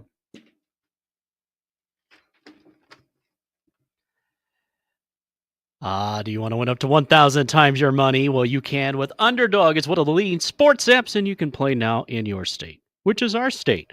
All right, you can play with as little as $1, and if you get everything right, you can win up to 1,000 times your money. So turn $1 into 1,000 just with your hoops knowledge. And believe me, there's lots of hoops to gain knowledge from. So this week on Underdog, hey, tonight I'm all about Creighton and UConn because, well, we know the teams. I mean, you work on this show, you learn a couple of things, and I'm looking forward to using that knowledge to win some money because we all like money. All right, download the Underdog app to do so and sign up now using promo code ZONE to unlock a special offer of up to $1,000 in bonus cash when you make your first deposit. Join in on all the fun when you sign up with promo code ZONE. Claim your special offer today. Get up to $1,000 in bonus cash instantly upon first deposit. Must be 19 plus in Nebraska and present in the state where Underdog Fantasy operates. Terms apply. Void in Colorado. Concerned with your play, call 1-800-GAMBLER or visit ncpgambling.org.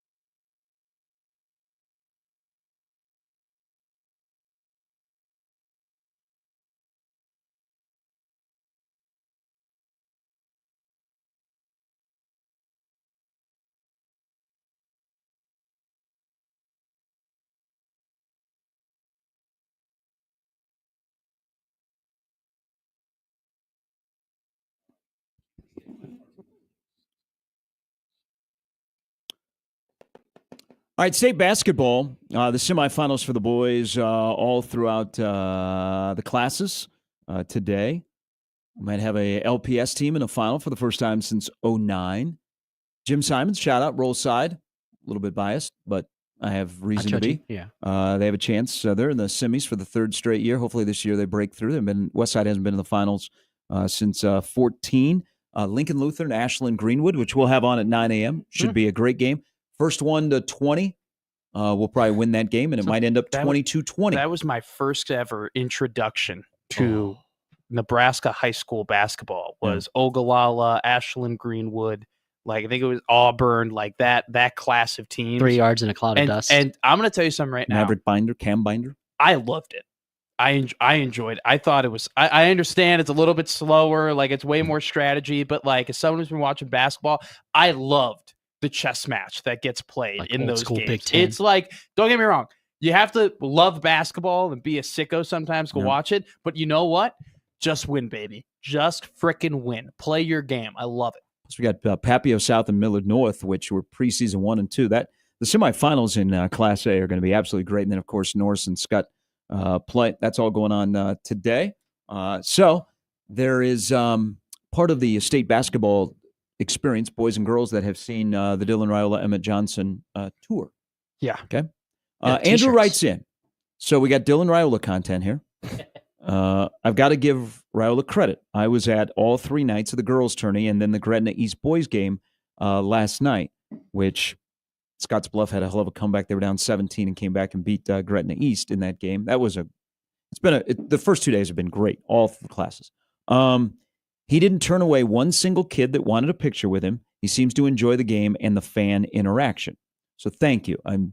More people have commented like when he's gone to games. Positive. They sign autographs. They interact with people. I know on Wednesday at the boys, they were chatting with the media. They walked by Media Row and they stopped and, like they recognize some of the Lincoln and Omaha media, but some of the outstate media, they stopped and chatted. This is, we really haven't, and I think we're both on the same, we're not going to waste a lot of oxygen on rules comments about 240. No. It's March. It's March, guys. It's March. Sometimes you just don't have a body that. But here's the deal with Dylan Raiola. In this offseason, they have made his life easier. They went out and hired his offensive coordinator. They went out and added the wide receivers. They went out and they tried to spend big money on offensive linemen. They ended up spending money, but they went for as many offensive linemen as they could to bring them in. Did they get an extra running back or two? Probably not. They're going to roll with what they have. But when I look at what they've done in the offseason, and for things you hear about him of taking guys aside and picking the brain of Rocco Spindler, how Notre Dame did it, or recruiting Dane Key, or other little things he's doing that get out with whispers. Man, if that kid and this program does not succeed in the next 2 years, it's going to be one of the biggest gut punches because everything is set up for him to take what we think will happen with his talent, like from freshman to sophomore. Do stuff. But they have, instead of just saying, hey, 15, go cook, they've said, here's groceries. So there's a lot of things in play for him to have success, which means Nebraska has success. If it doesn't, man, that is a major gut punch. They've operated like an NFL organization when they get the first overall draft pick. That's kind of how this program is operated with him. They got the young quarterback. Hey, we got the gunslinger. Hey, we got the future of this program. We're going to do everything we possibly can, especially in year 2 after we have a barometer of what he looks like and we kind of know what his floor is. We're going to do everything we can to make sure that he takes the strides he needs to take. I think the question now is, if he doesn't take those strides, what's the excuse? Is it him? Is it his talent? That's just never matched the ratings. We're getting to the point where we're like, what is hindering Dylan Raiola other than Dylan Raiola? We've seen the sophomore year, and we'll see. But I'm just saying, if he doesn't have a great year, what are the excuses? It would be a major gut punch because they've done everything possible, and I think he wants to be good. He wants to be coached hard, so it's okay when a coach comments on your weight for back-to-back press conferences. It just it just would be that'd be you think Nebraska basketball kicks you in the nuts? It's the worst case scenario. Jesus, out of everything. Hey, you'd be celibate if this didn't work out. There'd be no more nuts because left. it's set up to work no out. more nothing. I mean, they've done everything. They've invested everything. All right, Tim Krueger, Mr. Bracketology, is coming up next on 1620 The Zone.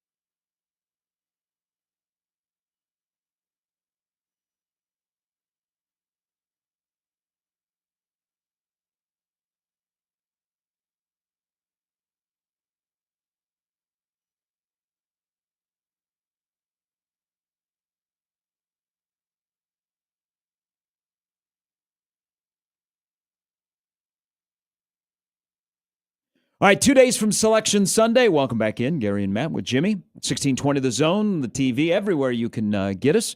We get on Bracketville and in person every Friday. It's going to be so sad when we do not have another Friday with Tim Krueger. We'll get you back on Monday, though. Yeah, I was going to say, Friday would probably be too late next week. Let me tell you about what I had in my bracket, and Thursday they were off. By the way, The show Friday is just going to be us just watching about 6 games. Well, actually, they won't be on, but regardless of the fact, just breaking down everything from what happened the Nice night try. I was before. going to say, well, they changed the schedule. You Yeah, 6 that'd be a.m. nice if Which they would be started tipping awesome, off at actually. 7 o'clock. Well, when we expand to 76 teams, I'm sure we'll be playing at 6 a.m. All right. Let me first hit you with this. Omaha solid 15. Yeah, because there's going to be more upsets, I assume. Okay, we're rooting for Cal Poly. So now solid 15, Yeah, you're rooting for Cal Poly. which I'm not going to say they're bad because Omaha beat them earlier in the year. But they're all of a sudden, they've won a couple of games and they're into the semifinals of the conference tournament. Let me ask you this from the Omaha perspective. Is there a chance they could get to the next line up, or are they locked in at 15? Be really hard. Okay. All right. Because Wolford Here and we Robert come- Morris here we have come already, Cleveland. have already clinched bids. Yeah. So they're stacked behind them, so they can't really move up that way. Again, you would need like who else haven't we clinched a bid? Well, yeah, like Cal Poly. So Then what that would about knock- what about Yale? Yeah, Okay. yeah, that would knock down. I don't. To be honest with you, I haven't Yeah. really dug deep into the Ivy League and the rest of the Ivy League. That's fair. where I've just they watched sit. a lot of those conferences this week. Gary has turned into mid-major genius over the last 8 days because of the stakes it holds for Omaha. Hey, ask me about Robert Morris. Gary, Just tweet at Rocco Miller and you'll get all your mid-major answers you want. I was man. talking about- that dude covers the mid-major. I was talking about all the bets I have for the Power 5 yesterday. Gary was just throwing in different mid-major tournaments that he's going to be watching that he likes the odds on. Here, let me tell you about the Ivy League, okay? Yale's good this year. Yale's is very good. Yale has Learned a good that. basketball program for a while. Yeah. Learned that a long time ago. There was an early game. Yale was playing somebody, and I was texting Lenardi. I go, well, Princeton's getting points here, and he goes, Yale's pretty good. No. Well, you'd have to have like Brown or Harvard win. Otherwise, it's not going to move the needle for you. Okay. All right. So one more thing on Omaha, because we're looking at 15, and there's projections of a Tennessee or a Michigan State could be an opponent. What about the site? Yeah. Wichita, you could get more fans. Cleveland, maybe nicer hotel. And nicer flight. So how will this factor in? If Omaha's a 15, there definitely has to be a 2 in Wichita. Where would you think, and where do you have in your most recent Omaha landing? What sites is my game. Okay, I'm an expert at sites. that's what it says on your resume. I've got a guy in High Point, North Carolina, texts me about every half hour. Good morning, Coach Huss. Yes, we're going. What's up, Alan? We're going with. I thought Wichita was a lock until Montana beat Northern Colorado. Nice. Hey, Sharp. way to go, Grizz. So now there's 2 Clevelands in the second line. Okay. Okay. Cue Tiger Woods meme with So- Gary Sharp's head on it. Just There's also now you get all those schools, the Robert Morrises of the world. So I have them on the 15th. So you got never. this one's not updated. So I have Robert Morris, Bryant, all Midwestern, Southern, Eastern schools. So that's why originally Omaha had a lock into like Wichita or Denver or wherever, but now looks like very well they could be against Alabama in Lexington. What's wrong with that? That's a good team. Besides Alabama, but That's a who really the hell good you're team. going to play somebody? I mean, that'd be tough pretty anyway. cool. Your first NCAA game is at Rupp Arena. That would be pretty cool. Yeah, I mean, you're going to play somebody tough anyway. Tennessee, Hey. I know. Michigan yeah, State. Bama might be the tough. Would you rather play Michigan State? Don't want to play Houston. Well, you're not Would going rather to play. Houston. Would rather play Michigan State. You're not going to play Houston. Well, I know that. Now so the last 2 seeds up for grabs. I got Texas Tech in there. I mean, yeah, St. John's is the wild card. I heard you guys talking earlier. They're kind of the wild card here because let's say they win today. That'd be 29. Let's say they even lose the championship. 29-5. I mean, 29 wins, and you're not going to put them at 2. Tim, I want to hear your perspective on it because Gary kind of brought it up, and I agree. It's like they're damn good and they win. Why isn't there this conversation of like, holy crap, they're actually like national title contenders as opposed to the other 1 seeds? What is What is stopping that convo from happening? Why is it I got to see it in the tournament type deal? The first thing is going to stop it because you can't shoot free throws like they do and shoot the ball like they do, and you can't have them going all the way. I mean, from the outside, and I'll tell you, we did our mock selection last week, and from the outside, those guys were all like really high on St. John's, and they in their perception, St. John's just dominated the Big East. And I told them, I said, if you look at those games, every game was a 2-3 point game that they played against these top teams. So it's not like it was a domination. And Sure. I don't think anybody, other than their defensive prowess, nobody's scared of playing St. John's. In fact, they say, wow, St. John's doesn't hit shots. We got a real chance here. But the biggest problem with St. John's, just from a bracketology standpoint, is they just don't have a lot on their resume. They didn't play, they lost to Baylor and Georgia. Yeah. Other than that, their next best non-conference game was New Mexico. Now, a good team. Sure. But, the Patinos had to play each other. And then their other non-conference win in quad 1 and 2 is Kansas State, who's not in the tournament. Yeah. So they've got, wins against Marquette, UConn, Marquette twice, UConn twice. Creighton once. Xavier, yeah. Creighton once, but Creighton's a tier 2 win, so a quad 2 win. So that is well, that's actually that's hurting Xavier. right. Yeah. So, overall they've won 15 games in the 2 quadrants, but only 5 in quad 1. So when you compare their resume and you flop it up against the SEC, quad 1, you see about 25 games there, so that's kind of an eye thing maybe. So I think that's the big question is what's the committee, where are they going to put St. John's? But I think, you can pick apart all these teams. Like Texas Tech has not a very good non-conference strength of schedule. They have those 3 terrific road wins. That's what's boosting them, giving them an edge. But then you've got, now A&M lost yesterday, so I don't think they're going to have enough to get there. And obviously Iowa State's not. So Kentucky's the other one everybody likes because they have a ton of high-quality wins. But are they going to stack the field with that many SEC teams at the top? So let's keep it local a little bit. Creighton had a scare yesterday, but they end up pulling out the victory against DePaul. Are they kind of just locked in 8-9 right now, or do you think a Big East championship could propel them to 7? Or is it just depends on whether they're wearing the white or blues when it comes to their first round? No scare. They had it all the way. Trying to think. That was in our post. God, you'd be a terrible card player. Post-game show last night, we were thinking like, what was the greatest? Where does this rank with the greatest comebacks? The only one I could pop into my head was they were down 25 to Wichita at the MVC quarters, and they came back with the Booker Woodfox shot. But they were down 25 like with 16 minutes to go. Sure. I mean, they're down 11 with 2 minutes to go. Yeah. So,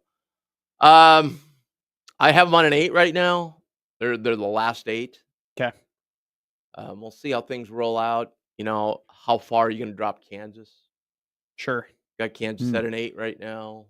I've seen people drop Kansas to a 9. Ooh, that would not go over in Larry World. Wow. Well, 8-9, you're just wearing a different colored jersey. Here for the message board meltdown. Well, but when you're an 8-9, you also now start looking at who that one is. Yeah. Well, sure. Yeah. I mean, but that, like we've said all year, that bottom of the 5s all the way through the top line on the 9, they're all jammed together. They're all kind of the same team, and so it's hard to move up or down. And I mean, you're not, you're talking, when you get to 6 seeds for Kansas, you're talking Michigan, Marquette, St. Mary's, Memphis. I wouldn't put Kansas above any of those. Then you're going to the UCLA, Gonzaga, Illinois, BYU. You can't put Kansas above BYU. And that 7 line, I mean, the teams that you just named are playing pretty damn good basketball right now. So that gives you great, and then you got UConn and Creighton at 8s, and I think the sentiment would be to move UConn up somehow. So I like your matchup rematches. So explain here. You've said this many times. We're Friday. The committee is in Indy. The bracket's announced at 5:00 on Sunday. We got conference tournaments going on. How much of the bracket is set right now, and why isn't conference tournaments have more meaning? Okay, first of all, conference tournaments have meanings. Oh, speaking of orange, there's the Syracuse boys calling me. So they want some love from me. They heard me. I'm sorry. For what? For what? No, For they what have they me did. on every year. Broadcasting? No, the What- radio, yeah. the radio. Are you going to get an honorary degree? Every time I go on there, what they're are we- just like, It's the only thing "Oh, they're good for. we over wish there. we were talking about us, but we're not. You know. You interviewing Um, Kyle McCord. First of all, that's just a myth that they're not. They take it all into consideration. Are you protecting the committee or are you being I'm truthful being here? totally honest. Okay. They take it all into consideration. Here's what fans do. That one tournament game is one bullet point out of 30, 31, 32, okay? Fans just go, oh my God, that was a tournament game. That's got to count for 10 Mhm. times as much. You know, how come this team's up or down or whatever? But it's not. The committee takes one bullet point. I saw Dan Gavitt the other day, yesterday morning, actually. So, you know, he made a big point. They were starting seeding, and he made a big point to go, this is just our initial seeding. We go through this about 3 times and scrub them. So people understood that they do take the games into consideration. I did not check this morning. Well, they haven't released it this morning, but going into yesterday, they had put 26 at-large teams in the field. Okay. So that's about what, middle of the 7th seed. Mhm. They had 18 on their initial ballot, got in. They have 26, so they did two rounds of putting teams in the field, and then they were going to start seeding. So Okay. they probably got a couple seed lines done.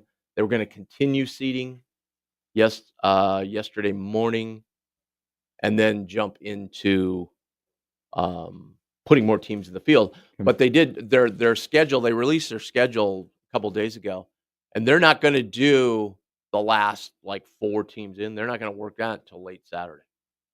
So they are giving everybody a chance. And then, you know, you got to figure you got to give Mark Coyle a chance to get back from Minnesota after he fires everybody. You know, that I still got to read up on that. I don't know how that whole thing came down because I was thinking about that because this discussion came up with we had Joe Lenardi on our reveal mock show. He came on for a little bit and he's like, look, those commissioners, they're on their phone. They got stuff going on. Yeah. You know, he rattled off like the 4 or 5 instances in the past. And here it happens again. I guess Mark Coyle got done with the committee, jumped on a private plane, went back to Minneapolis, and fired him late at night. Yes. And then took the plane back to. Yes, because he was already there and watched him play while Right. he was working and doing 2 jobs. Yes, that's what he did. Yeah. So, you know, you got to play that into like some of these ADs Yeah. are kind of distracted. Like, They're all over what the if place. there's a fire in their gymnasium or what? Yeah. You know, I mean, there could be all kinds of stuff, you know, Yeah. Sure. like that could distract them when they're on the committee. So that's kind of weird. But anyway, so today I would say they're going to probably have the field filled through 40-ish, 42. And really, I don't think that maybe you get down to 40. Maybe that's a little bit iffy, but Yeah. but the ones before it everybody knows they're going to be in, right? So, and then they'll go back to seeding. You can parlay this into just the general bubble talk, but I am interested. You talk about the conference tournaments because the bubble is so weak this year. Do you think that these conference tournament games mean a little bit more in this instance than it has in years past because there's just so much volatility there at the back end of the tourney? I would love if they did, but they'll mean the same. The same. It'd Okay. be the same as a game in the middle of November. It doesn't matter. Okay. Yeah. So then Yeah. your last 4 in at this point. Just let's get it. Let's dive into it. I know it's tough. I know. So The only thing yes- we know about Tim is he loves the ponies and he likes talking about bubble teams. Yeah. I Just like the pony. Oh yeah, because you saw me at the Kentucky Derby thing once. No, actually, we still do that. We still try and go Okay. watch the Derby.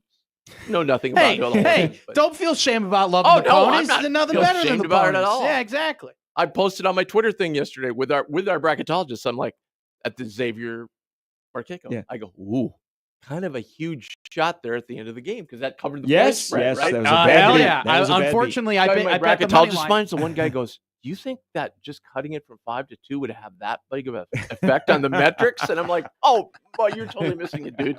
Anyway, so going into yesterday, I had San Diego, Indiana, Xavier, and Boise. Oh Lord. Okay. Oh Wow. Lord. So Xavier probably now doesn't have Oh. a chance, unfortunately.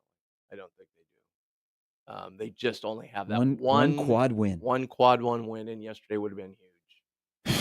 They're playing so well. Okay, too. and but you compare them to North Carolina, they only have one quad win. But now North Carolina, because of their preponderance of wins, Mm-hmm. I think is kind of maybe got edge past Xavier on that one quad one win They could thing. get a monster one today. They could, and they could win the whole damn tournament now. So they're kind of out of it, right? Boise, of those teams, Boise was the only one that won, right? Yeah. So I probably have it right now, and I had San Diego. Then I updated it, and I had San Diego actually after I did my bracket. I had San Diego State just out of the playing game, but still an 11th seed. So they were kind of out. So now we're probably looking at as the last four: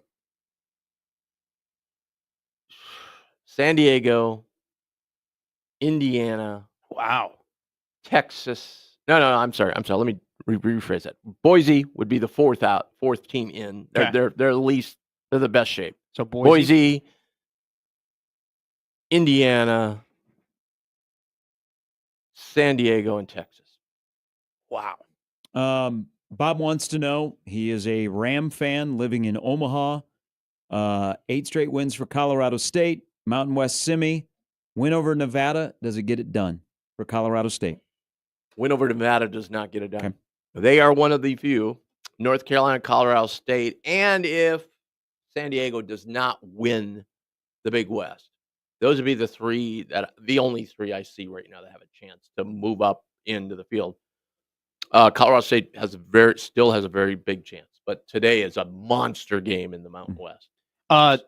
Does right now who's your number one overall seed, and does the Cooper Flagg injury affect anything in terms of what the committee looks at in terms of seeding? I would not think so. I would Okay. think it kind of would end the talk of Duke overtaking Auburn. Okay. I don't think it would mean anything. Everybody's thrown out Kenyon Martin, but he broke his leg. Like, he's out. Sure. Right? I mean, Cooper Flagg technically could play today. We don't know. Right? He probably won't. Yeah. Maybe So it was a agents get long involved and shot. go, hey, Yeah. let's shut this down for a while. Yeah. So I don't think that would affect it. But Auburn is clearly, they're going to be the number one overall. Then it's Duke pretty solidly. Then a little gap to Houston. Okay. Then another little gap to Florida. Pretty solid last number one right now, although you have Alabama kind of nipping at their heels. So that was my next. Could Alabama get in if they win? Would they have to win the conference tourney to Probably. get? Okay. Yeah, and there would be a discussion, certainly. Tennessee's kind of in the same boat. I put them a little back. I don't think Michigan State has a path to get by all those SEC teams. Okay. And then the big debate comes Texas Tech or Kentucky really right now for that last number two. And St. John's. Yep. Okay, those three. Good win by Kentucky. At The the Big Ten teams are just. We could have 4 Big Ten teams in all 4 seats. I have 3 right now. Most people have 3. Now we got to figure out what to do with Arizona. That was a big win for them last night. So they're just outside. They could move in. 14 SEC teams? No, 13. Okay. 13's pretty solid right now. Okay. Is the one you have Oklahoma in? Oh, you're right. 14. Yeah, it'd be 14. I'm not counting Texas. If you have Texas in, it's yeah. 14. Yeah. Whoa. 14 of 16. Wow. That's not bad. Greg Sankey will be pretty happy for a basketball conference. All right. I read your bubble thoughts yesterday on Bracketville. Dave just came out with his bracket impact games. It's another great day of hoops. What else will you guys be doing between now and 5 o'clock on Sunday and then post when the bracket comes out, where you guys all say, hey, I was 99.6% right? Well, where you make your resumes for next year. You go to Bracket Matrix, for people that aren't familiar. They have a payment system. You get 6 points if you nail it on the correct line. You get 6 points. I'll just do it this way. They have 6 points. If you're off one line, you get 4. Okay. If you miss it by 2, you get 3, and if you just get the team in the field, you get 1. So, if you miss it by 4 lines, really? So max is 386 then. Max in terms is 408. 408. Oh, you gotta count the other 4. You got to go all the way down. 68. Yeah. So 408's the max. I just get 64 there. It used to, if you hit 350 back in the day, oh man, you're smoking. Mm-hmm. I mean, I think I took 6 overall one year and hit like 340. Now you hit 350 and you have a horrible year. I love that there's a competition amongst the bracketology guys to figure out. So then on Banner Brackets, where the top 20 bracketologists are, we think that's not fair enough, because you could, well, seriously. So let's say you could have a team be the last number 2 seed. Yeah. And you could have them the first 4 seed, well, you're missing right there. You're missing 3 points on the payment system, but you're only missing about 5 seed lines. Okay, So okay. that's not that far off. Sure. So we give you points 8, 7, 6, 5, 4 down if you're 5 up. You get Oh, 4 points. So okay. that's an additional thing. And then we throw in to force people to actually do a bracket, what you're supposed to do. Yes. You get bonus points if you have them in the right region, the right site. I like this. I love the analytical anyway, breakdown of something so niche. When you This add is our incredible. points to it, it's there's 1,000. Yeah. Perfect scores 1,000. Oh, okay. So Okay. it's Okay. easy That's to sick. figure out. All right. What time will you drop your final bracket? 4:45? What time will The Big Mem- Ten will get what over time about will 4:30. What time will Memphis clearly show us that they're not going to or going to win? We'll probably have. It depends on where Memphis. If Memphis is out, let's say they're losing the semifinal, makes it easier. Then you can go either or. And Yeah. whoever's in there. Sure. You got to have it into the bracket matrix guy. You got to have it into him by like 4:45. He will pull it from your site. It just has to be timestamped. Okay. So this year I control my site a little more. Yeah. I got to enter it the last few years with the stadium. I sent it into Mark, and then Mark would enter it into the thing. Yeah. Would get on Twitter. Now so you got hand on the button, right? Right. Now it's Right. yours. So I love that. I think I'm a little bit ahead of the game. I don't obsess over the rankings anymore. It is what it is. You used to though. Yeah, but I mean, Okay. I'm kind of with Dave's the same way. He's like, look, there's so many guys now that just go through bracket matrix. Yeah, it's not what it used Take to the be. consensus and turn to like 8 brackets and go, oh, look at me, I'm a genius. What was worse for March Madness? More people being in bracket matrix, or more teams being in the bracket? But you mentioned what we're doing, so hey, can I plug something? Yeah. Plug it. Sunday Your night, show. 7:00 down at Let It Fly. You can either location; it'll be on live. Okay. We're doing a selection show type All right. thing, post selection show, breaking down the teams, breaking down the local teams, their draws, and then also giving you some tips on the bracket, so forth. Okay. They'll have all kinds of things going on there. I look forward to it, and we'll get you back in on Monday. Can't wait. Sounds good. All right, TK Brackets on Twitter. It's Bracketville. There is great stuff there. This is what your partner said, Dave, today about the Connecticut Creighton game. The winner gets a leg up on the 8 seed with the potential to get back into the 7 seed line on Saturday. The loser feels likely to end up in the 8-9 scenario. So you guys are in lockstep. That's correct, Dave. That game is at Good 8, job, 8 Dave. o'clock tonight. That's Tim Krueger. Good luck to everybody out there with your brackets. We'll be bracketeering here in 2 days. We will give you an opportunity to win tickets because there is a bracket that involves an Omaha team before Sunday. Omaha Hockey has North Dakota at Baxter Arena. It is North Dakota. That's enough said. There are very few tickets left. The only tickets that are left actually belong to us. And we're going to give you the opportunity to win here in about 15 minutes on 1620 The Zone.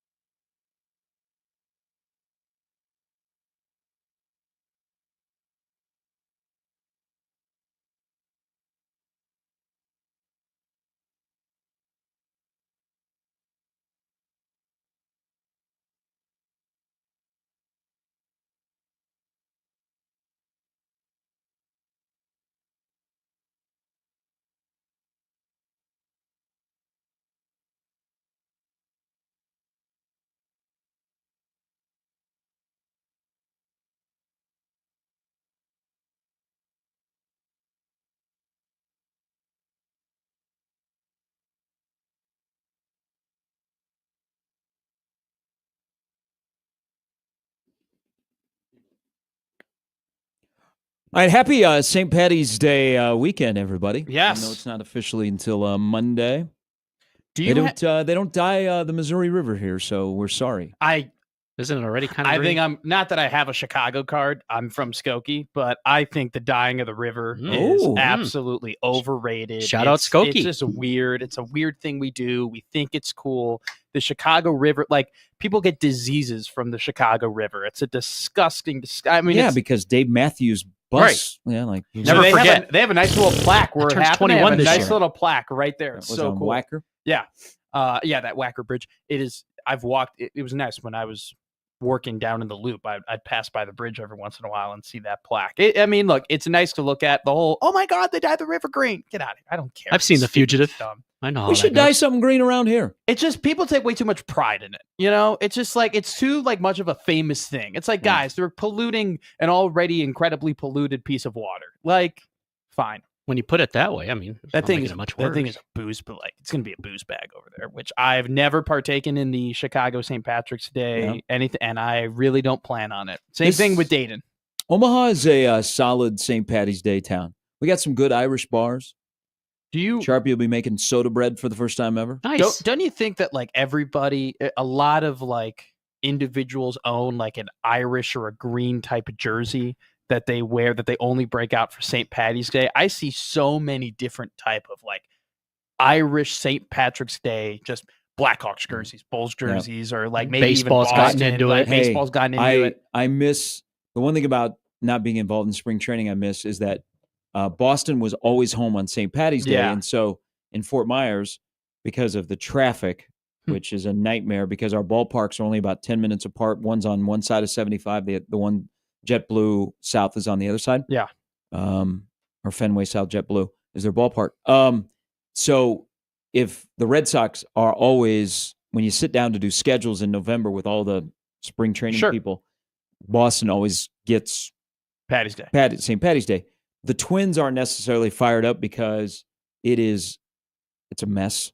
I mean, it's just it's a mess, but it's pretty cool. So the times that they've had it, of course, they wear green jersey tops and they'll wear green hats. And so I do miss that because our grounds crew would have green bases. Yeah. So in baseball, it's kind of like pretty cool. We had a couple of times ago when the NCAA tournament was here, it was on St. Patty's Day weekend, and that was this is 2012, the day Mizzou lost here. Yeah.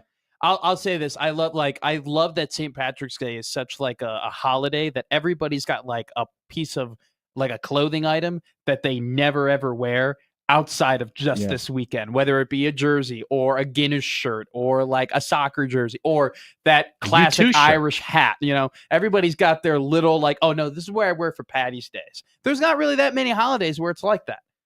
Christmas and Thanksgiving and St. Patrick's Day. Yes. It's quite the tradition. Speaking of baseball, okay, so I'm a sicko. You are. I kind of wanted some Big Ten baseball content on the Big Ten Network yesterday, but they are wall to wall basketball because even the SEC Network between games yesterday slipped in. There's like 3 main series in the SEC that you're going to the ballpark. Mm-hmm. So I was kind of like, I'd like to hear a little Big Ten baseball content. Give me a little dabble. Give me interested in UCLA, Nebraska. Then I remember that nobody that is on air at the Big Ten Network cares about baseball, so we will get none of it. Mm-hmm. And nobody except for the people on MLB Network seems like they give a damn about baseball. Also true. Shout out MLB Network. Which shout out, by the way, MLB Network does one hell of a job, in my opinion. I like it. The next week out in California, because it's a 10-day stay, they're going to play 8 games. It seems to be pretty important for Nebraska baseball. Like when they return to Nebraska, I think we'll have a pretty good handle on where Nebraska baseball is going. 3 with UCLA, 2 with Pepperdine, 3 with USC. UCLA is really good, so they have opportunity to move the needle to get like some, I can see what's happening after winning 3 in a row. But the next week, then when they return, will tell us if Nebraska baseball is on the right path or not.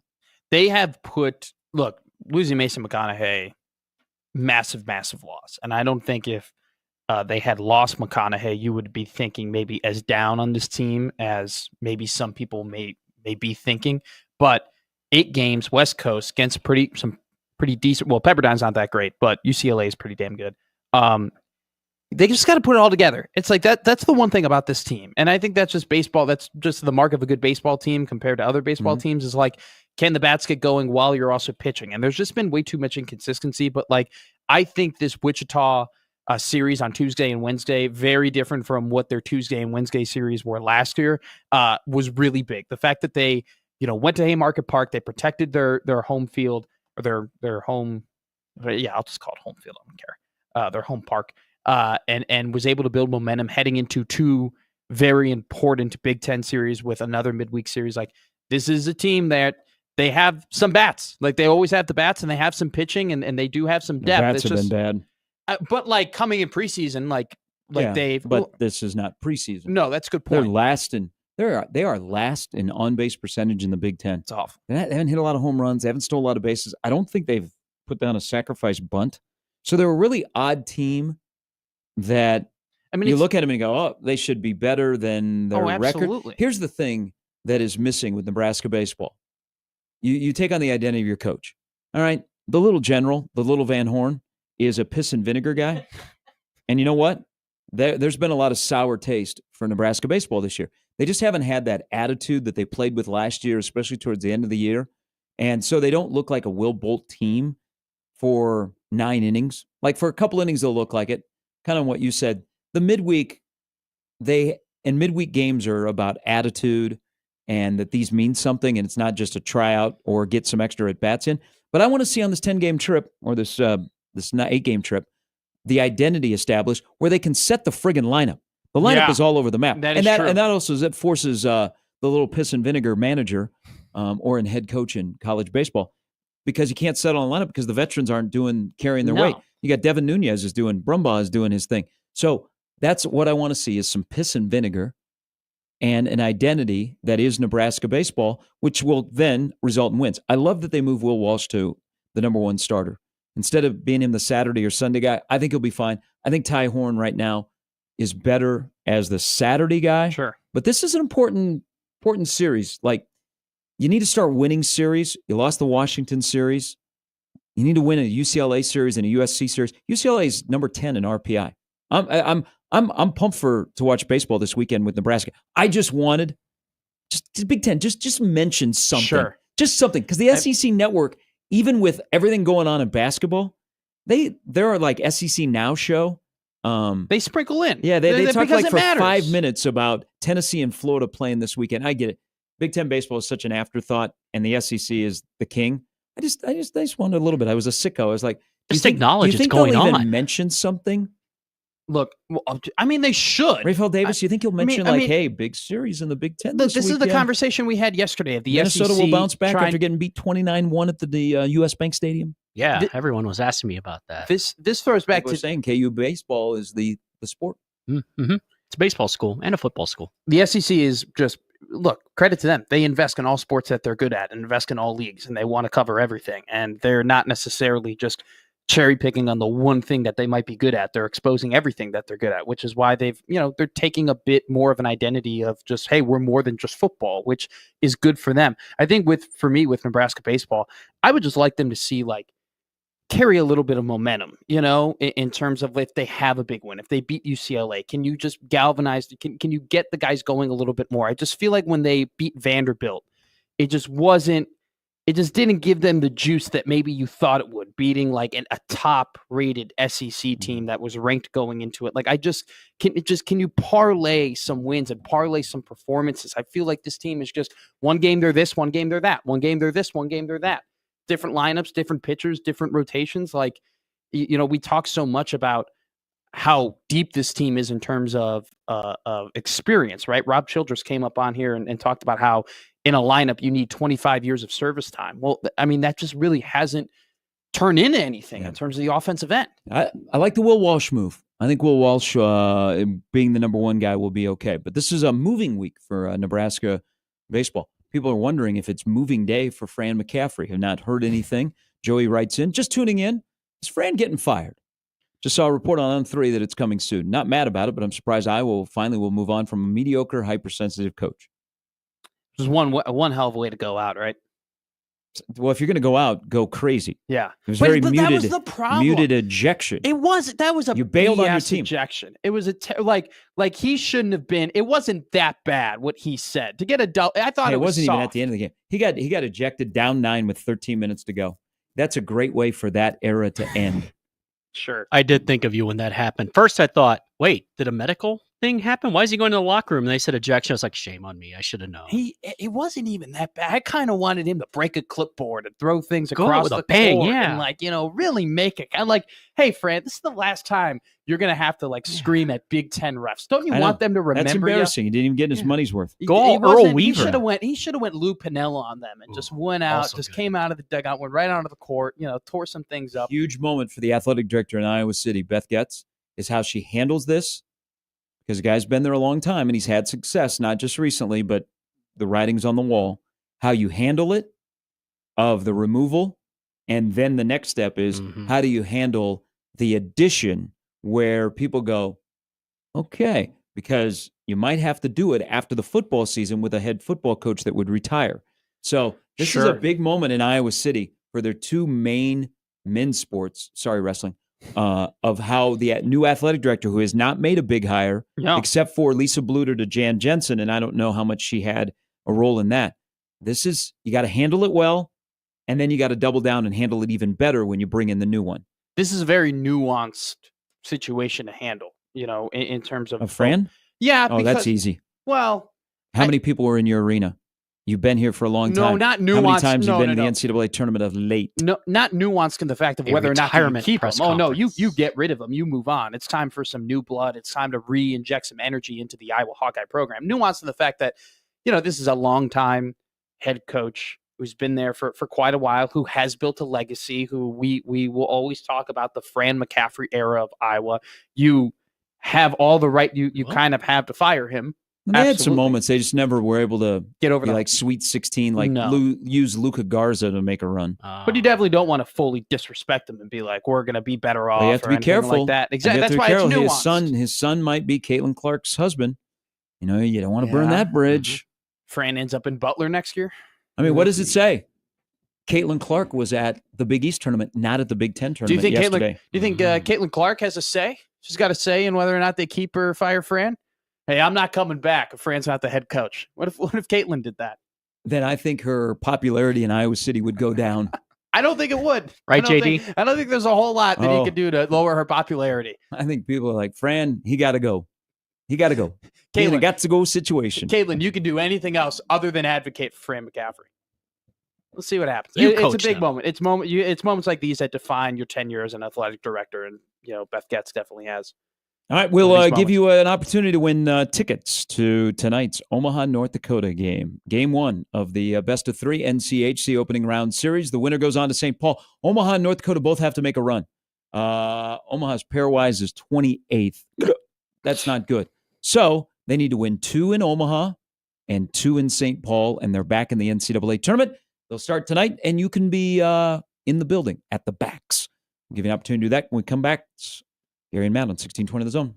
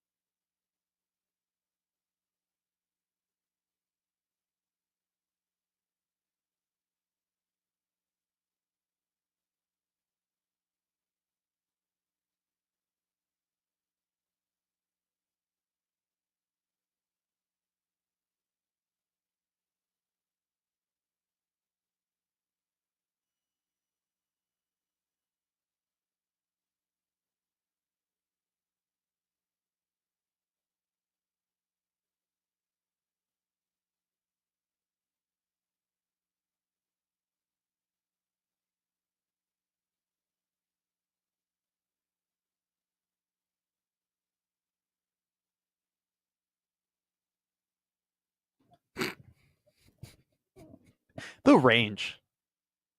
What's that? Just how we go from just classical, 70s, 80s, 90s rock. Sometimes we go to punk rock, and now we're at the song that famously got played twice at everybody's prom and homecoming.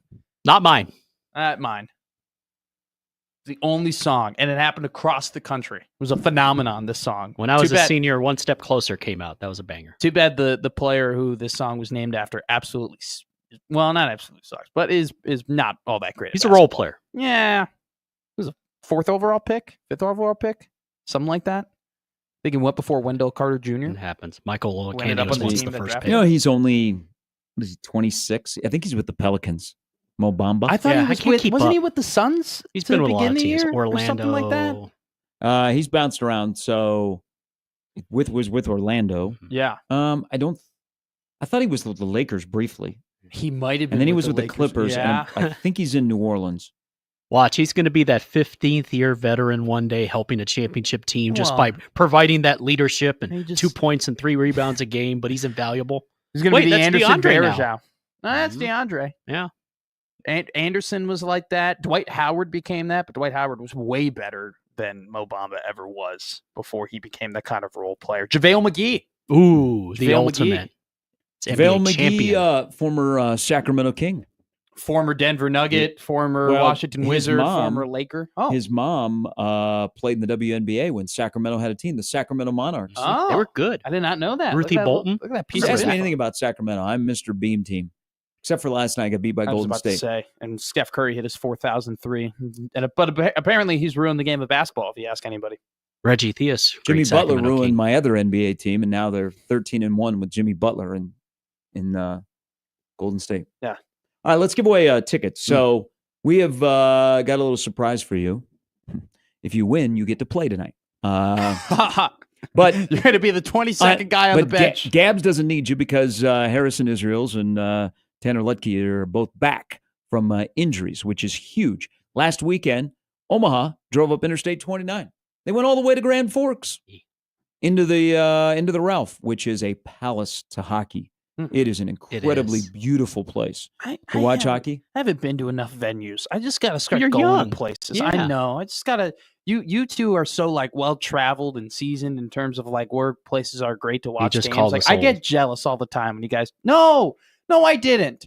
You guys have done a lot of great things in the business. Been a lot of different places. I just get jealous every time you guys Now talk I might about be great going to places. Rupp Arena. Which is cool. Yeah. A lot of history in that building. Oh. Not just Kentucky. Your first NCAA game for Omaha would be in Rupp Arena. That's pretty cool. Are you? Is it the Quicken Loans Arena for Cleveland? If you go to Cleveland, or It looks like a great place. think so. Yeah, LeBron played in there. Yeah. Now Donovan It Mitchell, looks the LeBron NBA's looks best team, Hey, plays in there. LeBron and Sharpie could be in the same building. are you going to be nervous if he comes up to address some comments you might have said about Bronny in the past? No. I mean, we both like Taco Tuesday. Talk about Craig Elo, Mark Price, So they drive up to Interstate 29. They go all the way to Grand Forks. which is by They- Canada. I think some bus, some flew. But they win, so they get home ice advantage. So tonight, Baxter Arena. There has not been a lot of buzz, and I think it's because there's been a lot of discussion about basketball, but that'll change tonight because it is Omaha, North Dakota. Yeah. The green people will be in my neighborhood, and when they're in my neighborhood, they drink a lot of beer. Drink some beer. And sometimes they're knuckleheads, okay? And sometimes they get arrested inside of Baxter Arena and they get charged in Douglas County. It happens. oh, that happened. It happens.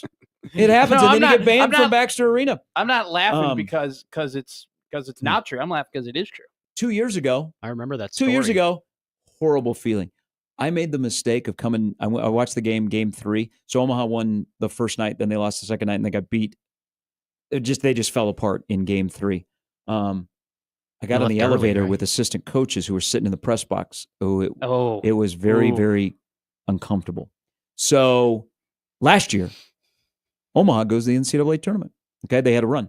They don't host at Baxter Arena very often. It's only the second time, but Oh. it's Omaha, North Dakota. It's Playoff going to be a hockey. banger. Best 2 out of 3. It is playoff hockey. Both teams basically have to go on a run to make the NCAA tournament. They're not even in any 16-team bracket or last 2 out. Mhm. North Dakota and Omaha got to go to St. Paul, and they got to win, but they got to start here in Omaha. So we not only have the opportunity for you to go tonight, but we also have the opportunity for somebody else to go on Saturday. So we have tickets. How many, Jimmy?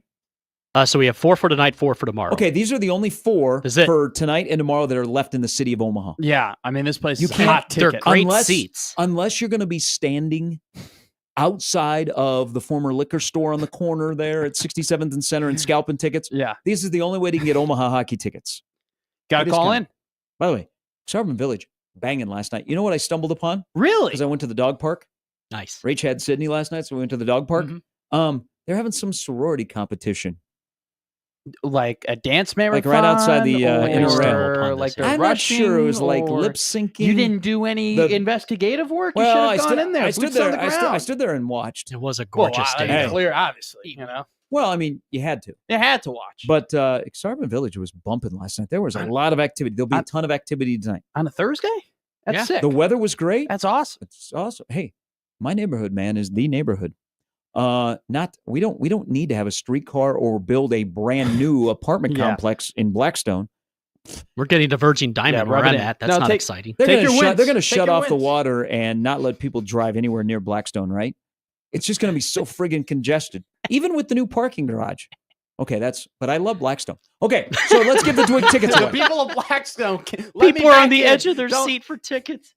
All right, 4 for Friday, 4 for Saturday, which means we got to. So you're going to take the first 2 I'm correct going to callers. take the first 2 callers because we got to get to Schaefer at 9, so I don't have time to Yeah, sit no through all the calls. dilly-dallying. No dilly-dallying. If you know it, 402 call. 951 1620. 402 951 1620. The first 2 correct callers. Last year, Omaha made it to St. Paul. Who did they beat and where last year? In the opening round of the NCHC playoffs, I'll give you a hint. It went 3 games. The Sunday game was a 1-goal affair. Who did Omaha beat? Where did they beat them? First 2 correct callers, you get your choice of either tonight or tomorrow to go see Omaha, North Dakota at Baxter Arena to see the big cat, Simon Licozzi, best goaltender in the NCHC, stand on his head and crush North Dakota. Brad Berry will walk off the ice, head down, so sad. And Omaha will go to St. Paul with a chance to make the NCAA tournament. And you could be there with good seats. If you want to see great throwback jerseys, go to Baxter Arena tonight. Those North Dakota throwbacks, a lot of. I'll tell you something right now. In terms of colleges, you won't see better just alumni jerseys than North Dakota. 402 951 1620. Schaef's next.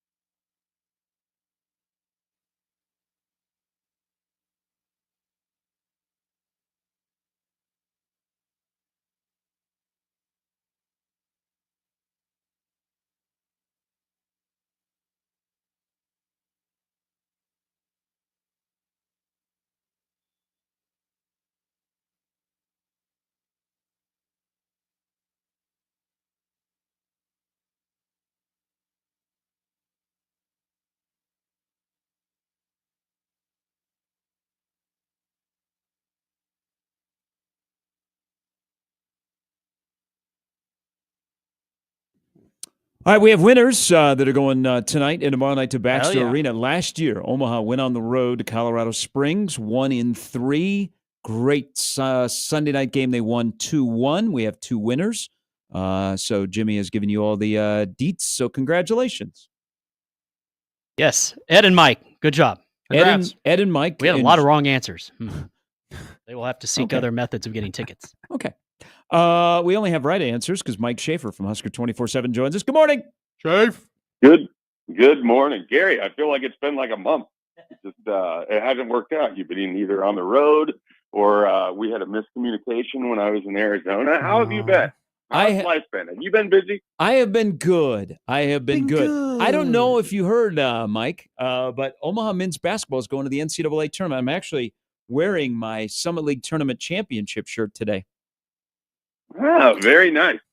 So they were able to go into the Dakotas in the Dakota Conference and winning in the Dakota building against a non-Dakota team? They were. It's crazy, isn't it?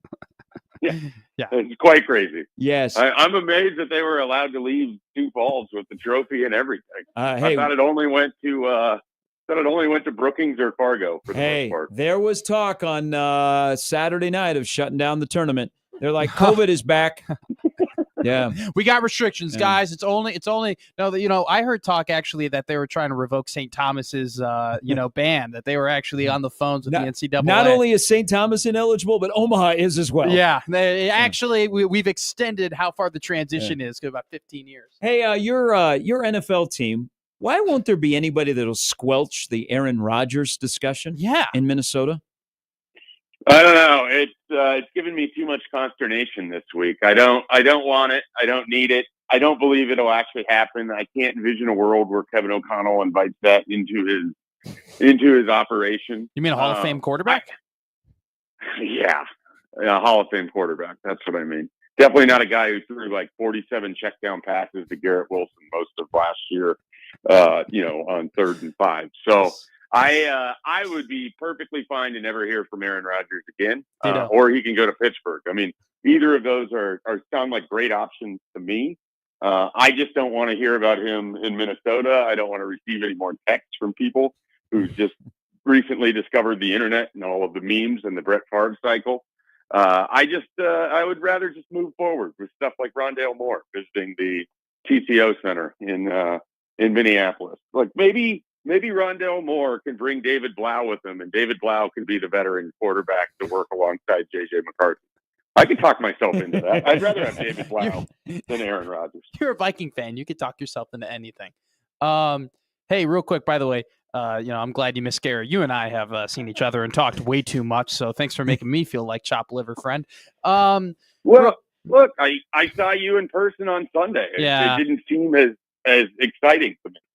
Wow, Gary, talking to Gary over the phone is more exciting than seeing me in person. That's fine, Schaefer. No, I'll just ask you. I'll just ask you a question. I have like a near 14-year relationship now. You're just going to have to understand that there's just a longevity there. We have a chemistry. You'll get there one day. Hopefully. Hey, Husker football talked over on Tuesday. I know Matt Rule was up at the podium for a while, but I want to ask you about the 3 other players that talked.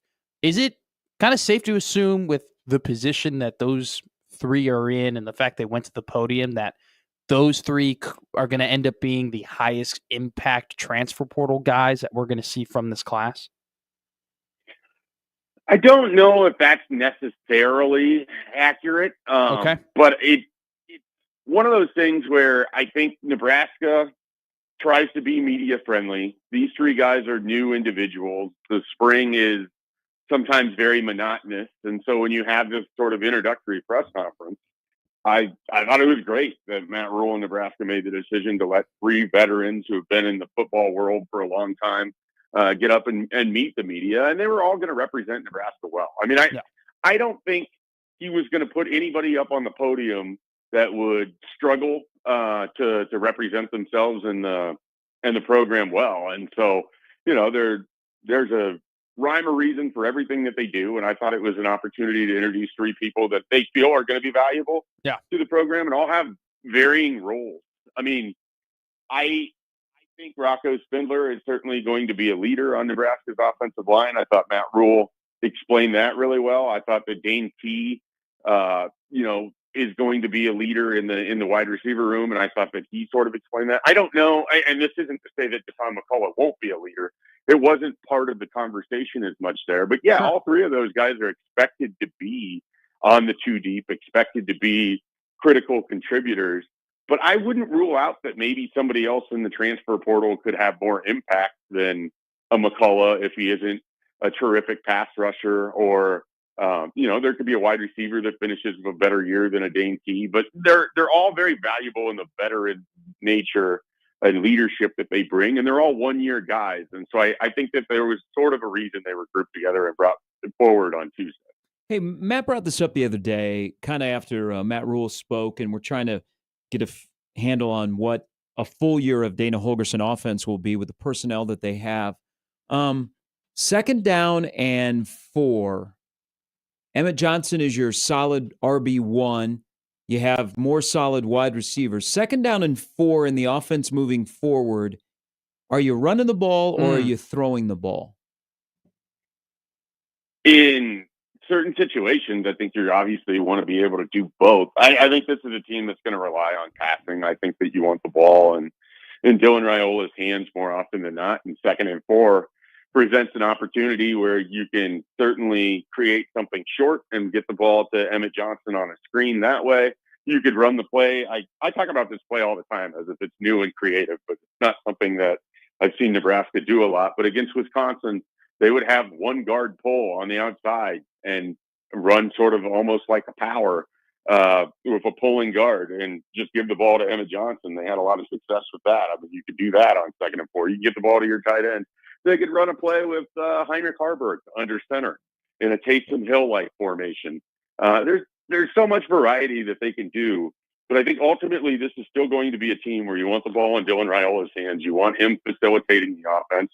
You want him scanning the field. You want this team to be able to attack downfield. So if it's 2nd and 4 and you feel good about what you have, maybe that's a great opportunity to take a shot downfield. So I think ultimately it comes back to, I still think this is going to be a team that plays through its quarterback, that plays through the air, but they will have a lot of options at their disposal. They did last year too, but it got clunky certainly in the middle of the season. So we'll see what a full off season of Dana Holgorsen is like. But the thing, just talking with everybody that's covered Dana Holgorsen, and we've seen a few games of it now, it's really hard to pigeonhole him. I mean, people want to pretend like it's all air raid, but then you go and look at what some of his running backs had done when he was at Oklahoma State or at West Virginia. And I just think he's the sort of guy that he keeps people off balance. If you try to think he's going to do one thing, he's going to come from an entirely another direction. I think that kind of creativity was missing with Marcus Satterfield, and certainly consistency. And you can't get to the creativity unless you're consistently good at doing little things and moving the ball, having some pet plays. But if you get that down, then the creativity comes out, and then I think Nebraska becomes really tough to defend. You like you said, it's not going to be an air raid offense, but there definitely will be a little bit more emphasis on the pass. What do you think would be more likely to happen this season? You have one wide receiver that breaks the 1,000-yard mark, or you have 3 wide receivers that break the 700-yard mark? I think the safest is always to go with the one in that category. I mean, I would be excited if Nebraska had 2,100 yards passing to just 3 receivers. Sure. Maybe I'll lower the number. Let's go to 600. 700 aside. Let's go to 600. 3 guys over the 600. Yeah, I mean, even then, I'd still probably lean towards the one with 1,000, in part because let's say it's Key and it's Hunter. Do you think that Ja'Cory Barney would have 600 yards receiving, or is it going to be like 800 total yards for Ja'Cory Barney? I think sure. It sort of gets into that conversation. Or the guy that could end up just being Nebraska's best transfer portal pickup is Hartley Gilmore IV. And I keep bringing this up because I don't think anybody was upset about what they lost more than Kentucky was with Hartley Gilmore IV. When we're talking about players Nebraska added, I don't think they wanted him to get out of Lexington, to get out of that program. You heard Dane Key kind of mention him. He's played 1 year for Daquille Shorts. He's a freshman that played in the SEC last year. He was 17 years old, 18 years old playing. I mean, he's a young guy with a lot of upside and a lot of speed. I wouldn't be shocked at all if by the end of the season, he's someone that everyone is very fired up about what the future looks like with him as a wide receiver. Maybe he's not going to be a leading receiver in 2025, but by the end of the year, I think he's going to be an impact player. Hey, just judging off comments on Tuesday, and I'm with you, Kentucky was not happy to lose Key. The people that know ball know they were not happy to lose Gilmore, but it also feels like they were not happy to lose 2 wide receiver coaches that ended up at Nebraska. Yeah, I should know this name. The guy that Dane Key was talking about, that was really interesting. It made me think of how Jamari Butler, whenever he would talk last year, he would talk about Tony White, but then he would talk about Jack Potenza. And you get so locked in on who the 10 full-time assistants are. Yeah. Like, there's a lot of valuable people that you have on your staff who are involved with the development of players that we never talk about, because they don't come up enough. And here I am again trying to talk about an assistant wide receivers coach whose name I don't have. Alex Verbois. Andrew Verbois. There we go. My bad. And I mean, Dane Key was very, very complimentary of how this guy helped him develop, how he helped him develop in being able to move and to shift and all of that kind of stuff. And he's coming with that heel shorts. And so that, I think, is a kind of an under-discussed thing. And so you have these 2 guys that are receivers from Kentucky. You have the 2 coaches that were at Kentucky.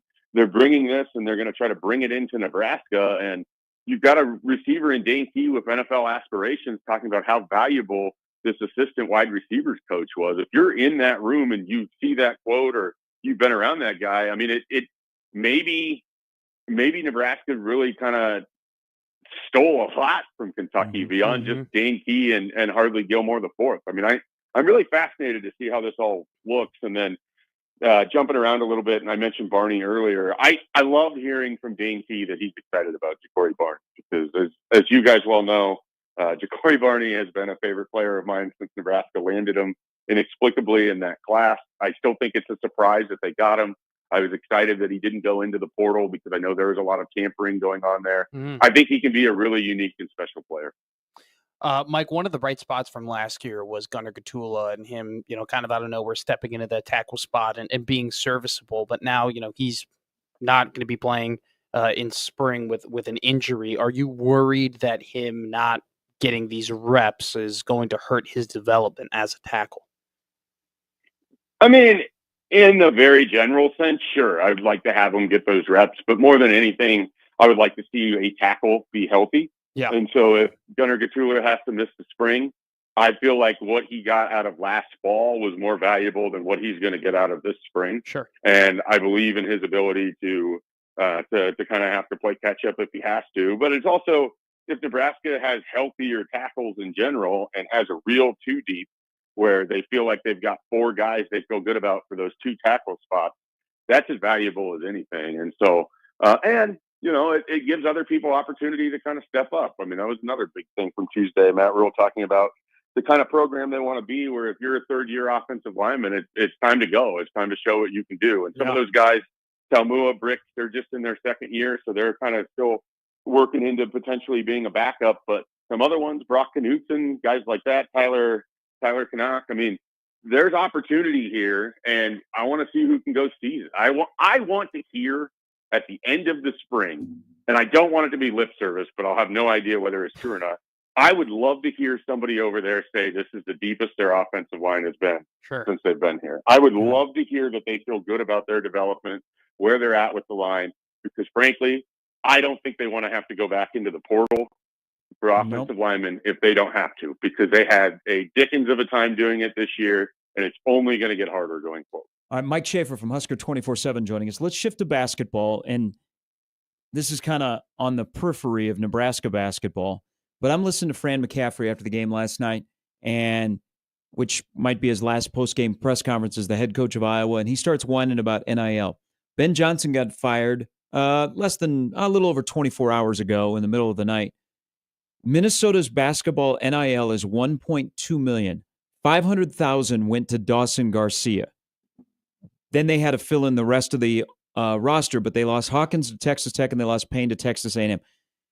We've talked about so much about Nebraska basketball's NIL. Fred has never brought it up. But whether it be basketball or football, Has NIL become a scapegoat if you're struggling, just to point to NIL, Schaefer?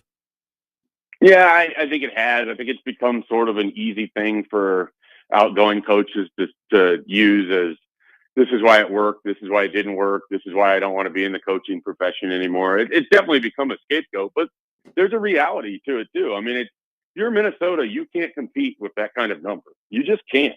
Like, you can have great in-state talent and you can find people and you can have a great X's and O's coach, but the reality is, if you're spending half of your money on Dawson Garcia, you're not going to win enough basketball games. Now, whatever they paid for Brennan Rigsby was worth tenfold. So congratulations on that. But it's going to be really hard. I mean, there was a report from one of my competitors the other day that a top 25 roster is $6.5 million. Mm-hmm. I mean, so if Minnesota can only commit to 1.2 million for NIL, they're basically just saying we aren't going to care about our basketball team. And that's where Nebraska can't be either. When you have that many fans showing up to games, they have to figure out how they can build this NIL operation. And it's hard because you want to do it on all fronts. And we want baseball to have NIL, and we want volleyball to have NIL, and we want softball to have NIL, and we want women's basketball to have NIL. And we want wrestlers to get NIL, and we want good track athletes. Like, it's very difficult to be good at everything. And I thought one of the things that Matt Rule, in that kind of 7-minute tangent in the middle of the press conference, where it felt like he wasn't quite able to fully articulate what he wanted to, was trying to say, you can't have it all. Yeah. And we're trying to do the best that we can to give you as much as we can as an athletic department. And some of that means you probably aren't going to have marquee matchups non-conference wise if you can just have a bye game and you make the money off of it. Maybe you're not going to be able to do some of the stuff or have some of the stuff, or it's going to look a little bit different. But the idea is that you have to maximize revenue as best you can to put it out to the rest of the roster, and not just Nebraska's roster, but all of the rosters. So it's going to be really interesting when we get to the rev share era entirely, what that looks like, how Nebraska can carve it out, what ways 1890 and all of these other operations can supplement it. And then ultimately, if Nebraska has to make really hard decisions about, we want to be good at this program, we want to be great in this program, we can be okay here. But I think it's going to be harder than people realize to manage some of this. So piggybacking off of that, athletic departments are going to have to choose where to invest what amount of dollars into specific sports. For you, just a general question, would you want the athletic department that you root for to go all in on 2 sports and just be not great at a bunch of other sports, but be pretty damn good and consistent at 2 sports? Or would you rather your athletic department invest so all sports are pretty good and have a chance at consistently competing at things? I think you spend your money as best you can, not in the NIL, in terms of investing in people, in terms of investing in the strength and conditioning and the nutrition and having as good of stuff as you can there. And then you try to split the money, not necessarily evenly, but you try to divide it up as well as you can to have as many programs be successful that all can use some of the same resources that your athletic department can pay for that isn't NIL based. People, and then try to spread that out across NIL so they have, 8 great athletic programs instead of 2 superior ones and then a bunch of also ran. I mean, that's what I would want to do, but I don't know how feasible that is. I don't know what that looks like when we know that football is going to take up the bulk of the pie. And then it comes down to, if you thought Matt Rule had pressure before, now all of a sudden you're getting all of this NIL money that could go to these other programs. Football damn well better win. Yep. And so it's just we're in a really weird spot, and I'm going to be interested to see how everyone takes it. Like, I thought there was pressure going into 2024 to show that, you're better than what you were in 23, and I thought they underachieved. 25, you have the NIL pressure, you have the 3rd year pressure, you have the 2nd year of Dylan Raiola, and that needs to look a lot better. You've changed over your coaching staff. I mean, it is going to be a full-on pressure cooker year 3. If they don't start well, like if they struggle out of the gate to stay Cincinnati in that opener, it's going to be loud and ugly, I think. I'm not trying to to paint a hellscape here. No, that's I'm just reality. saying there's a lot of pressure and people want to win, and they're tired of losing in all sports. It's everywhere. They want to win. They want to win now. Yep. It's the life of being a Nebraska fan. Schaefer, thanks for your time. Have a good weekend. Good luck filling out your bracket. All right, I appreciate it. I've stopped with brackets, but more importantly, good luck to Aaron Rodgers and the USFL. That's the league for you, buddy. Yes. Have a great career. The Battlehawks, baby. Hey, thanks, Schaefer. See you guys. Mike Schaefer from Husker 24/7. God, nothing better than the NFC North coming together just to hate on the villain, the devil that has haunted that division for years and years and I years. can't judge. Come back now. Come on. Come back, Aaron. Come. It's a little different now. Come back. Have a little fun over here. They just don't squelch that up in the Twin Cities. They just let that just murmur that Aaron Rodgers to the Vikings is still a possibility. Well, that's the thing. Vikings-Packers have been way more of a rivalry than Packers-Bears has been over the last decade. And so that would be something that would be absolutely wild if Rodgers were to go to the Vikings. And it would be wild because it would be the Brett Favre journey. Do you think Aaron knows that? Like, Aaron kind of wants to do it for the memes. Like, he just wants to do it for the joke. Like, part of him wants to complete that. I would do it to have Kevin O'Connell as my coach. Kevin Well- O'Connell is a quarterback whisperer. I don't know if you're 40 plus, if you can change anything. That I'm just telling you, Mike Tomlin, different coach than Rodgers would have ever played for. Hey, talking about teams who've made investment on the offensive line, right? We've given a lot of love everywhere. The Vikings have gone out and Vikings had a good offseason. They had a good offseason, Yep. and they went and they paid for some dudes, and they're going to be. I mean, J.J. McCarthy, whoever's quarterback, is still going to have to play well, but they're going to be a pretty damn good football team next year. And when it's all said and done, he'll be a New York Giant. Matt Verel is not. He'll join us next.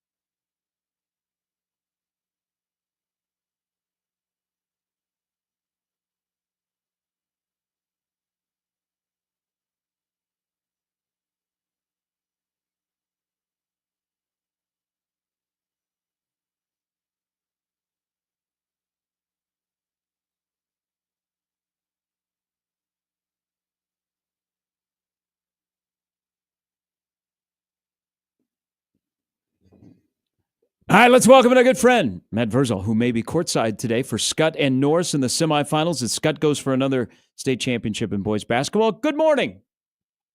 Morning, boys. Will you be at PBA today to watch Scott and Norris play?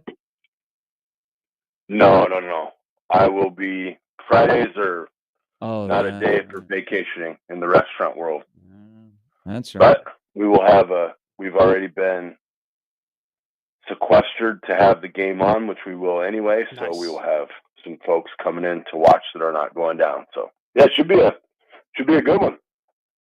Scott looked really good yesterday. Yeah, they my guy George, man, he'll grind your ass. You know what I mean? Like, he works them kids hard and they play hard.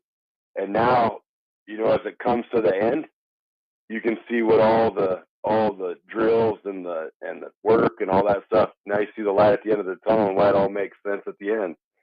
Well, they'll play whomever. They don't care. So it's undefeated seasons are great, but sometimes learning and losing is good. Well, and you know this because you're on the football side. There's quite a few football players that also play basketball, most notably Dylan Van Dyke. There's always that transition, not only with their hair, but also their bodies to get back going from football because you don't have much, like the season doesn't end and then they have like 3 weeks off. The season ends and those guys are immediately playing basketball. So that takes a little bit of an adjustment. But man, Kyle has a juggernaut again. They look really, really good. That should be a great game today.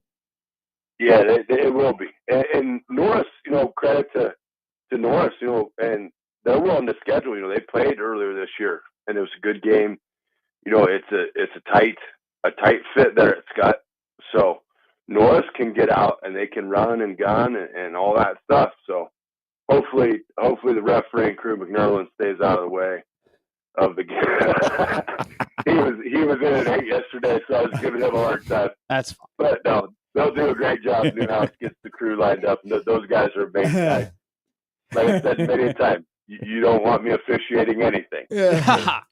Hey, Overzealous dad is going to find out that there's a red two-door Tahoe in the parking lot. If he's really got a problem, I'll be waiting by it. Hey, but the players have to like that a little bit, right? You want your coach with a little bit of edge if people are getting into it. I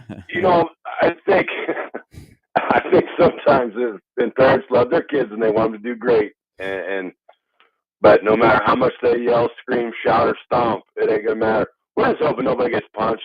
Let's be honest with ourselves. Yeah.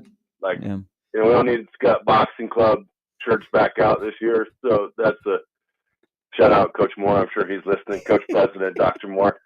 But no, it'll be a fun day, and the boys, they work their ass off, man, both sides, and this is what you're doing it for. Yeah. Some guys the lights will get real bright. You saw Bosinger do it yesterday, hitting the 3/4 court shot to give him the chance. So it'll be a fun day. It'll be a good game. It'll be a lot of intensity. Hey, a lot of intensity, and I was glad to see Max come off the bench. He's been on the struggle bus a little bit, came off the bench Wednesday night and got a monster hit for Nebraska. And I'm hoping we see him back in the lineup more out in California.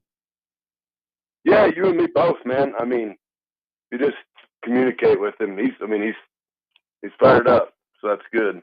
But yeah, he does his thing. If he, just gotta give him a bat. Give him a bat, he'll do his work. He proved it over the summer in the Northwoods League and didn't make an error in the outfield. So hopefully he gets some more reps in the outfield, and we'll see what happens.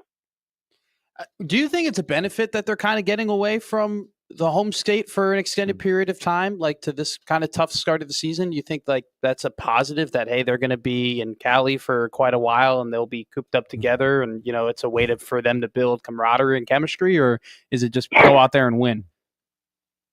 I don't think their chemistry is an issue. I think the boys really enjoy each other and like playing for each other and all that stuff. Big long trips like this, you find out about your senior leadership and you find out about who's kind of in control of the team. That way there's no shenanigans or anything kind of going on out there. So I don't think they'll have a problem with it. And I think the core group of guys is a good solid crew of dudes, and it'll be a vacation and good to get away. But it will solidify my point that some of these big time, boosters if you want baseball to be good, and it's not going to be popular. But I'm betting you can find a JUCO in Arizona that would house you for the first 2-3 months of the season. And you go down there and you play every day, and they've proven you can do satellite campuses. So you just do your learning online, and you're playing baseball out in the bright sun when it's a little bit colder up here in Nebraska. You're not playing inside. And you just foot the bill, and then maybe come home in mid-March and go that way. Matt Verel joining us. I know how you feel. That idea, don't you? You've thought about that for a while. I have to let that. It on air for the past 4 years. I know. I have to let that marinate. You are a big proponent of that. Tell me how it doesn't work. JUCO wins because it's going to get the money. The baseball team wins because they're playing baseball outside for the first 2-3 months. The education doesn't falter because they've proved that half the kids have online classes anyway. Yeah, that is true. That is totally true. Arizona's got internet. Even even when the We've kids confirmed. Even when the kids are in Lincoln, half the classes are online. Thank you. Yeah, there's quite a few athletes that now are online only for specific reasons. Hey, I know how you feel about spring games, and now we know a little bit more about what Nebraska is doing. I listened to Dan Lanning yesterday, and he said, as long as I'm here, we'll be doing spring games. We're going to play a game. So he has doubled down. Everybody has their own reasons across the country. But why has the spring game and what you do with it, whether you play 11-on-11 or 7-on-7, become such a battleground in college football right now? I have no idea, bud. No, it's crazy. It's so frustrating to me. I mean, it's just so, I get so flustered. Like, if it's a deal where you don't want, whatever, like your guys are going to get filmed with my guys and they're going to come steal them, don't air the game. Like, don't air the game. Don't say, no, we don't want it. We don't think it's beneficial to us for you to air our game. Mm-hmm. We're going to insulate. But and people say injury and this, you can get hurt in practice, man. Yeah. And if you're going hard in practice and you go hard in the spring game, I don't think you get hurt. I really don't. But everybody's got a different view of it, and it's like stats. You can manipulate a stat anywhere you want to justify in your mind that it's right.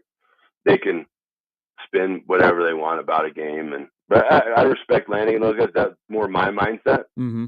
Like, I have a chance to go out and compete and play. I'm going to go out and compete and play. Well, and he said, by the way, it'll be carried on BTN the same weekend that Nebraska's holding their thing. Yeah.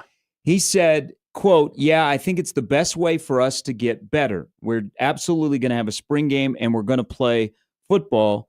The new faces, I think it's a great opportunity to create. Our stadium is one of the places that we must have a spring game for our environment, but also it's a great way to cap off spring. So as long as I'm here, we'll be doing spring games. Yeah, that's how I would kind of view it. But that's just the way my mind is wired. Mm-hmm. Listening to the press conference on Tuesday, Matt, I kind of noticed there was a shift in Coach Rule when he was talking about the team from, I feel like last 2 years, they were really focused on player development and trying to just find dudes who can play, where now he talked a lot more about execution and having the guys and having the depth. In your opinion, what do you think is, one of the keys to shifting that mindset within a locker room from, hey, we're trying to find dudes and get you better at football too. All right, we did our job now. Now we got to go out and we got to execute and win these games. I think the new transfers in kind of get it. It's when you're offensive and defensive line led, the rest of it becomes very simplistic. It's when they're humming and they're right, the world is a great place and it's very easy to play the game and it's very easy to win. Sure. Because if those 5 and 4, we'll say, okay, so those 5 and 4, if they know in their mind they are unbeatable or unblockable, okay? Now when you get into 3rd and 3 and 3rd and 6, those calls that used to be like, oh man, what are we going to call here, become, I know what we're going to call here. Yeah. They know what we're going to call here. And let's see if we can get these 3 yards doing whatever our best play is, or if we can stop their best play. Like, that's that's when it becomes easy. So those guys in those rooms have been begging for this for 4 years too. Like, who is the alpha of alpha? Sure. Somebody just take control of it. Somebody take control of the leadership. Somebody be the guy. Somebody be the mouthpiece. Somebody be that dude. And then when it comes down to it, watch how much everybody just relaxes. Mm-hmm. Like, everybody puckers up at 3rd and 4. And if you say you don't, you're a liar. Because every single buddy does. I've watched people watch games.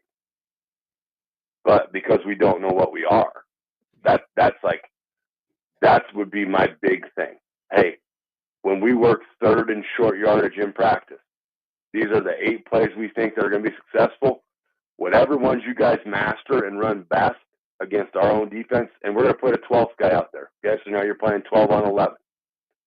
If you can master these against 12, we're going to pick the one that you guys run the best. And guess what? In the game, when it gets that's what we're running. And then when we get another one, then we're going to run the complement off of that. It's the same blocking, it's the same look, it's the same everything, just with a little wrinkle. Mm-hmm. And I think that's what Holgerson can kind of help provide, because he's a swag kind of dude, and he'll call guys out. He don't care. He's in a great spot. It's like, yeah, fire me. I don't care. DGAF. A boatload of money. Yep. Hey, 6 o'clock, Pisons is the place to be for Scott Norris. yeah. You'll have it on there. Hopefully, you have a large vocal crowd. Well, if you got some rockets coming in, we got a nice little crew. Like, come watch the game. Hell yeah, I might be there then. Thank you for your time. Because you'll also be paying attention to Nebraska UCLA baseball. It starts at 7 as well. You know, I've eliminated any monitoring. I've got enough folks that watch and listen, so they just text me. Okay. That way I'm not scrolling through getting pissed off at whoever runs the Nebraska baseball Twitter. Hey, have a good one. We will see you probably sometime this weekend. Sounds good, boys. Thank you. That's Matt Verel. I know who runs the Nebraska baseball Twitter. That's funny. I think he does a good job. Yeah, we need to get Max some more ABs. Yeah, that'd be great. I mean, that'd be great. We just need to get hits. We just need to get guys going. We just need to get the guys on base. I mean, that's just what we need. And you know what? You're at the point where you're not at nut cutting time yet, but like you are. This is a very, very important stretch for them. It's like, it's not just about, we got to get this guy. You got to get somebody going. I mean, you got to throw everything at the wall and figure out how you're going to score some runs. Okay, so the battleground of if you're going to have a spring game or not, we have 19 Power 4 programs that have canceled their spring games for various reasons. A weird thing. So Texas, it's too taxing, which that can make sense. I mean, their season went late. Ohio State's kind of in the same boat. Florida State doesn't have a stadium. So that's a little bit tough. Sure. They're not going to go to local high school and go and do a spring game there. Doesn't it seem like they've always been working on Doak Campbell? Forever? Yeah. And then, Nebraska is really kind of the only one that went with tampering, which... And they were the first one, too. It is interesting for them to set the tone the way that they did and say why they did it, and then no one has really followed it for, you know what I'm saying? Like, maybe they are doing it for the same reasons, but not a lot of teams are like, oh yeah, we're on the same boat as they are. And Lanning says we're having one. BTN can do it. You think they'll be more competitive in their spring game than they were in the Rose Bowl? Yes. Yeah. They just show up, they'd be more competitive. That Rose Bowl was over 6 minutes into the game. We're back to put a wrap on the week. 30-26, Ashland Greenwood leads Lincoln Lutheran, a 5-1. The Blue Jays are up. There are a lot of people from Ashland Greenwood at this game. Good on them. Metro Conference, so I guess we don't show up and we get knocked for it. We got other things going on. It's great. There's spring sports going on. It's tough when you're practicing to go down to Lincoln to support your school. Back to wrap the show after this.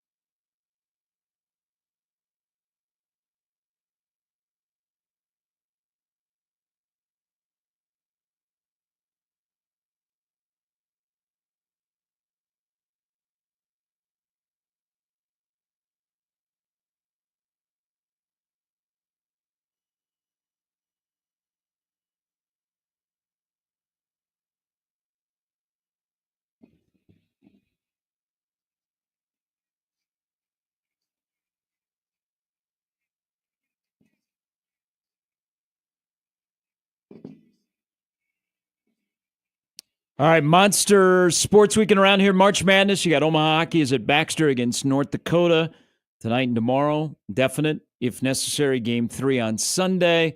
Creighton plays tonight at 8 against UConn. A Friday night at MSG. There is nothing like it. It's going to be awesome. I'm even going to stay away. What, a 3.5-point favorite is UConn in this game? I think they were at 4.5. Let me go and look at the beginning. The lines are moving right now. The St. John's line was at 5 to open the day. Okay. It's now moved to 4.5. So Up money on the coming big in board. on Marquette. If we're going here, let me go to my book. Currently a 4-point Let me go to my underdog book. is See, McMaster's locks actually has a nice tone to it Yeah. because, like, Master Lock. I mean, I Mhm. have my picks if we want. All I right. mean, the board's okay. Board's not great. Fulfill your destiny, young man. Number one. This is my number one lock of the day. Duke minus 7.5.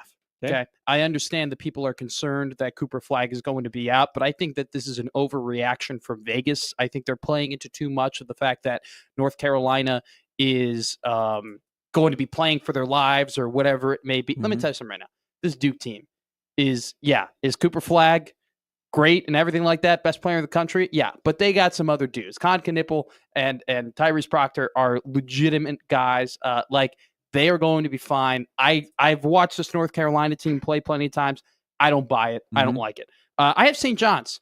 I'm -4. Okay. I'm glad that this line is moving. I'm glad that, or it's now -4.5. I'm glad that it's becoming easier for them to win at this point because I just don't buy that Marquette is going to be as hot today as they were yesterday. And, in the past, St. John's has played really, really good games against Marquette. Illinois +1 and Oregon +6.5. I'm just going to ride the hot hands. Not just hot hands from like the tournament, hot hands from like into the regular season. Oregon now winners 8 in a row.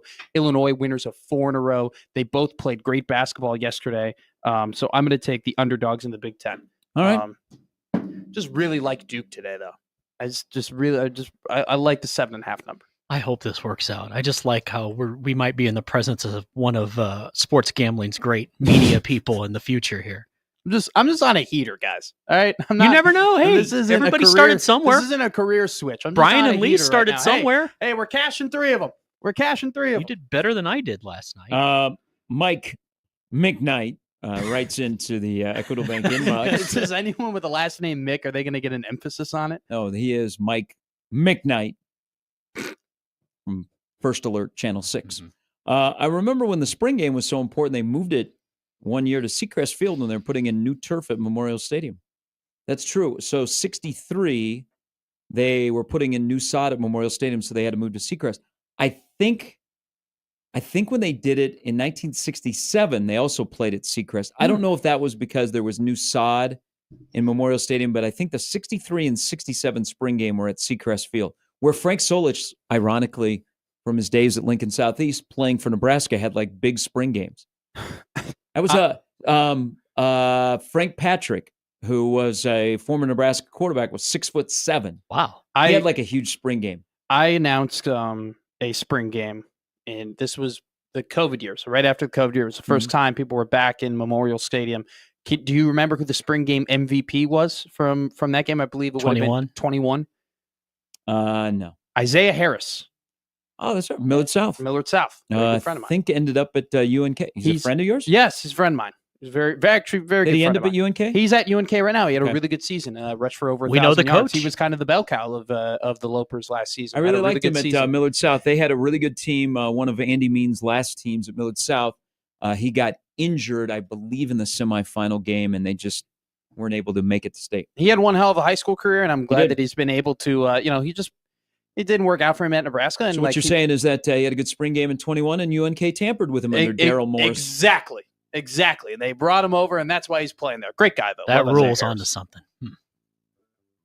Jesus, Frost couldn't keep anybody, could he? All right, the other big part this weekend, this is me personally. If you have a chance and you want to come, it's a great story, great people. It's history.